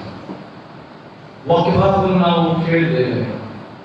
ಸುಂಕದವರಂತೆ ನಾವು ಪಾಪಿಗಳು, ದ್ರೋಹಿಗಳು, ಮೋಸಗಾರರು, ವಂಚಕರು, ನಿನ್ನ ನಾಮವನ್ನು ಅಪವಿತ್ರಕ್ಕೆ, ಅಪರಿಶುದ್ಧತೆಗೆ, ಅವಮಾನಕ್ಕೆ ಗುರಿ ಮಾಡಲ್ಪಟ್ಟಂತಹ ದ್ರೋಹಿಗಳು, ಅಯೋಗ್ಯರಾಗಿ ನಾವು ಒಪ್ಪಿಕೊಳ್ಳುತ್ತೇವೆ ಸ್ವಾಮಿ. ನಿನ್ನ ಪರಿಶುದ್ಧ ಸನ್ನಿಧಾನದಲ್ಲಿ ನಾವಿರುವಾಗ ನಿನ್ನ ಪವಿತ್ರ ಸ್ಥಾನಕ್ಕೆ, ನಿನ್ನ ಪವಿತ್ರವಾದಂತಹ ಪ್ರಭೆಗೆ ನಾವು ಪಾಪಿಗಳಾಗಿ, ದ್ರೋಹಿಗಳಾಗಿ, ಅಪರಾಧಿಗಳಾಗಿ ಅವಮಾನವನ್ನು ಸಲ್ಲಿಸಿದ್ದೇವೆ. ದಯಮಾಡಿ ನಮ್ಮ ತಪ್ಪುಗಳನ್ನು ಕ್ಷಮಿಸಿ ಸ್ವಾಮಿ. ಇನ್ನು ಮುಂದಿನ ದಿವಸಗಳಲ್ಲಿ ಈ ಕ್ಷಣದಿಂದ ನಾವು ನಮ್ಮ ಪ್ರಾರ್ಥನೆ, ನಮ್ಮ ಆರಾಧನೆ, ನಮ್ಮ ಬದುಕು, ನಮ್ಮ ವ್ಯಕ್ತಿತ್ವ, ಸ್ವಭಾವ, ಗುಣಲಕ್ಷಣಗಳು ಪರಿಸಾಯನಂತಿರಲಿ, ಸುಂದರವಂತಿದ್ದು ನಮ್ಮ ವಿಷಯದಲ್ಲಿ, ನಮ್ಮ ಕೊಡುಗೆಯಲ್ಲಿ, ನಮ್ಮ ಜೀವನದಲ್ಲಿ ನಾವು ಹೊಗಳಿಕೊಳ್ಳದೆ, ನಮ್ಮನ್ನು ನಾವು ಹೆಚ್ಚಿಸಿಕೊಳ್ಳದೆ, ತಗ್ಗಿದ ಮನೋಭಾವನೆಯಿಂದ, ದೀನತೆಯಿಂದ ನಿನ್ನ ಸನ್ನಿಧಾನದಲ್ಲಿಯೂ ಇರುತ್ತೇವೆ, ಹೊರಗೆ ನಮ್ಮ ಜೀವಿತದಲ್ಲಿಯೂ ಇರುತ್ತೇವೆ ಸ್ವಾಮಿ. ಈ ಲೋಕವು, ಈ ಸೃಷ್ಟಿಯ ನಿರ್ಮಾಣವು ಎಲ್ಲವೂ ನಿನ್ನದೇ, ನಿನಗೆ ಸಮರ್ಪಿತವಾಗಲಿ. ನಾವು ನಮ್ಮನ್ನು, ನಮ್ಮ ದೇಹಾತ್ಮ, ಪ್ರಾಣ, ಶರೀರವನ್ನು ನಿನಗೆ ಮಾತ್ರ ಒಪ್ಪಿಸ್ತೇವೆ. ಕೇಳಿದಂತ ವಾಕ್ಯಭಾವವನ್ನು ನಾವು ಅರ್ಥ ಮಾಡಿಕೊಂಡಿದ್ದೇವೆ. ನಮ್ಮ ಹೃದಯದಲ್ಲಿ ಅದನ್ನು ಅಳವಡಿಸಿಕೊಂಡು ನಮ್ಮ ಸಮಾನದೊಂದಿಗೆ ಯಾವುದೇ ರೀತಿಯಾದಂತಹ ಭೇದ ಭಾವ, ಯಾವುದೇ ರೀತಿಯಾದಂತಹ ಅಸಮಾನತೆ, ಮೇಲು ಕೀಳು ಎನ್ನುವಂತಹ ಭಾವನೆ ಇಲ್ಲದೆ ನನ್ನ ಸಹಮಾನವರು, ನನ್ನ ಕುಟುಂಬದವರು ಎಲ್ಲರೂ ಸಹ ನಿನ್ನ ಮಕ್ಕಳು, ನಿನ್ನವರು ಎನ್ನುವಂತಹ ಭಾವನೆ ನಮಗೆ ಹುಟ್ಟಿಸಿ ಅದರಂತೆ ನಾವು ಜೀವಿಸುವುದಕ್ಕೆ ನಮಗೆ ಸಹಾಯದಾಯವಾದ ಇದೇ ಮನೋಭಾವ, ಇದೇ ಮನಸ್ಸು ಕ್ರೈಸ್ತೇತರಾದಂತಹ ಇತರ ವಿಶ್ವಾಸಿಗಳಲ್ಲಿಯೂ, ಇತರ ಧರ್ಮೀಯರಲ್ಲಿಯೂ ಅವರು ನಾವು ನಿನ್ನ ಮಕ್ಕಳೇ, ನಿನ್ನ ಮಾಡಬೇಕುದಾಗಿ ನಾವು ಅರ್ಥ ಮಾಡಿಕೊಳ್ಳುತ್ತೇವೆ. ನಾವು ಭಕ್ತಿಹೀನರಾಗಿ ಪ್ರಾರ್ಥಿಸದೆ, ಭಯಭಕ್ತಿ ಇಲ್ಲದಂತ ಜೀವಿತವನ್ನು ನಾವು ತೊಡಗಿಸಿಕೊಳ್ಳದೆ, ಇನ್ನು ಮುಂದಿನ ದಿವಸದಲ್ಲಿ ಭಯದಿಂದಲೂ ಭಕ್ತಿಯಿಂದಲೂ ನಿನಗೆ, ನಿನ್ನ ನಾಮಕ್ಕೆ ಘನವನ್ನು, ಕೀರ್ತಿಯನ್ನು ತರುವಂತೆ ನಿಷ್ಠೆ, ಪ್ರಾಮಾಣಿಕತೆಯಿಂದ ನಾವು ಜೀವಿಸುವುದಕ್ಕೆ ನಮಗೆ ಶಕ್ತಿಯನ್ನು ದಯಪಾಲಿಸು. ಅದರಂತೆ ನಮ್ಮ ಜೀವಿತವು ಸಾರ್ಥಕವಾಗಿ ನಿನ್ನ ಆಶೀರ್ವಾದಕ್ಕೆ ಪಾತ್ರರಾಗುವುದಕ್ಕೆ ನೀನು ತಾನು ನಮಗೆ ಸಹಾಯವನ್ನು ಅನುಗ್ರಹಿಸುವುದಾಗಿ ಯೇಸುವಿನ ನಾಮದಲ್ಲಿ ಈ ಪ್ರಾರ್ಥನೆ ಬೇಡುತ್ತೇವೆ.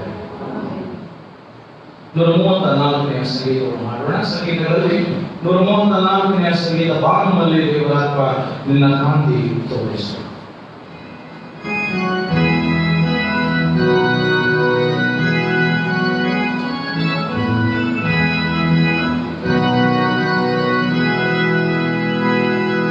Amen.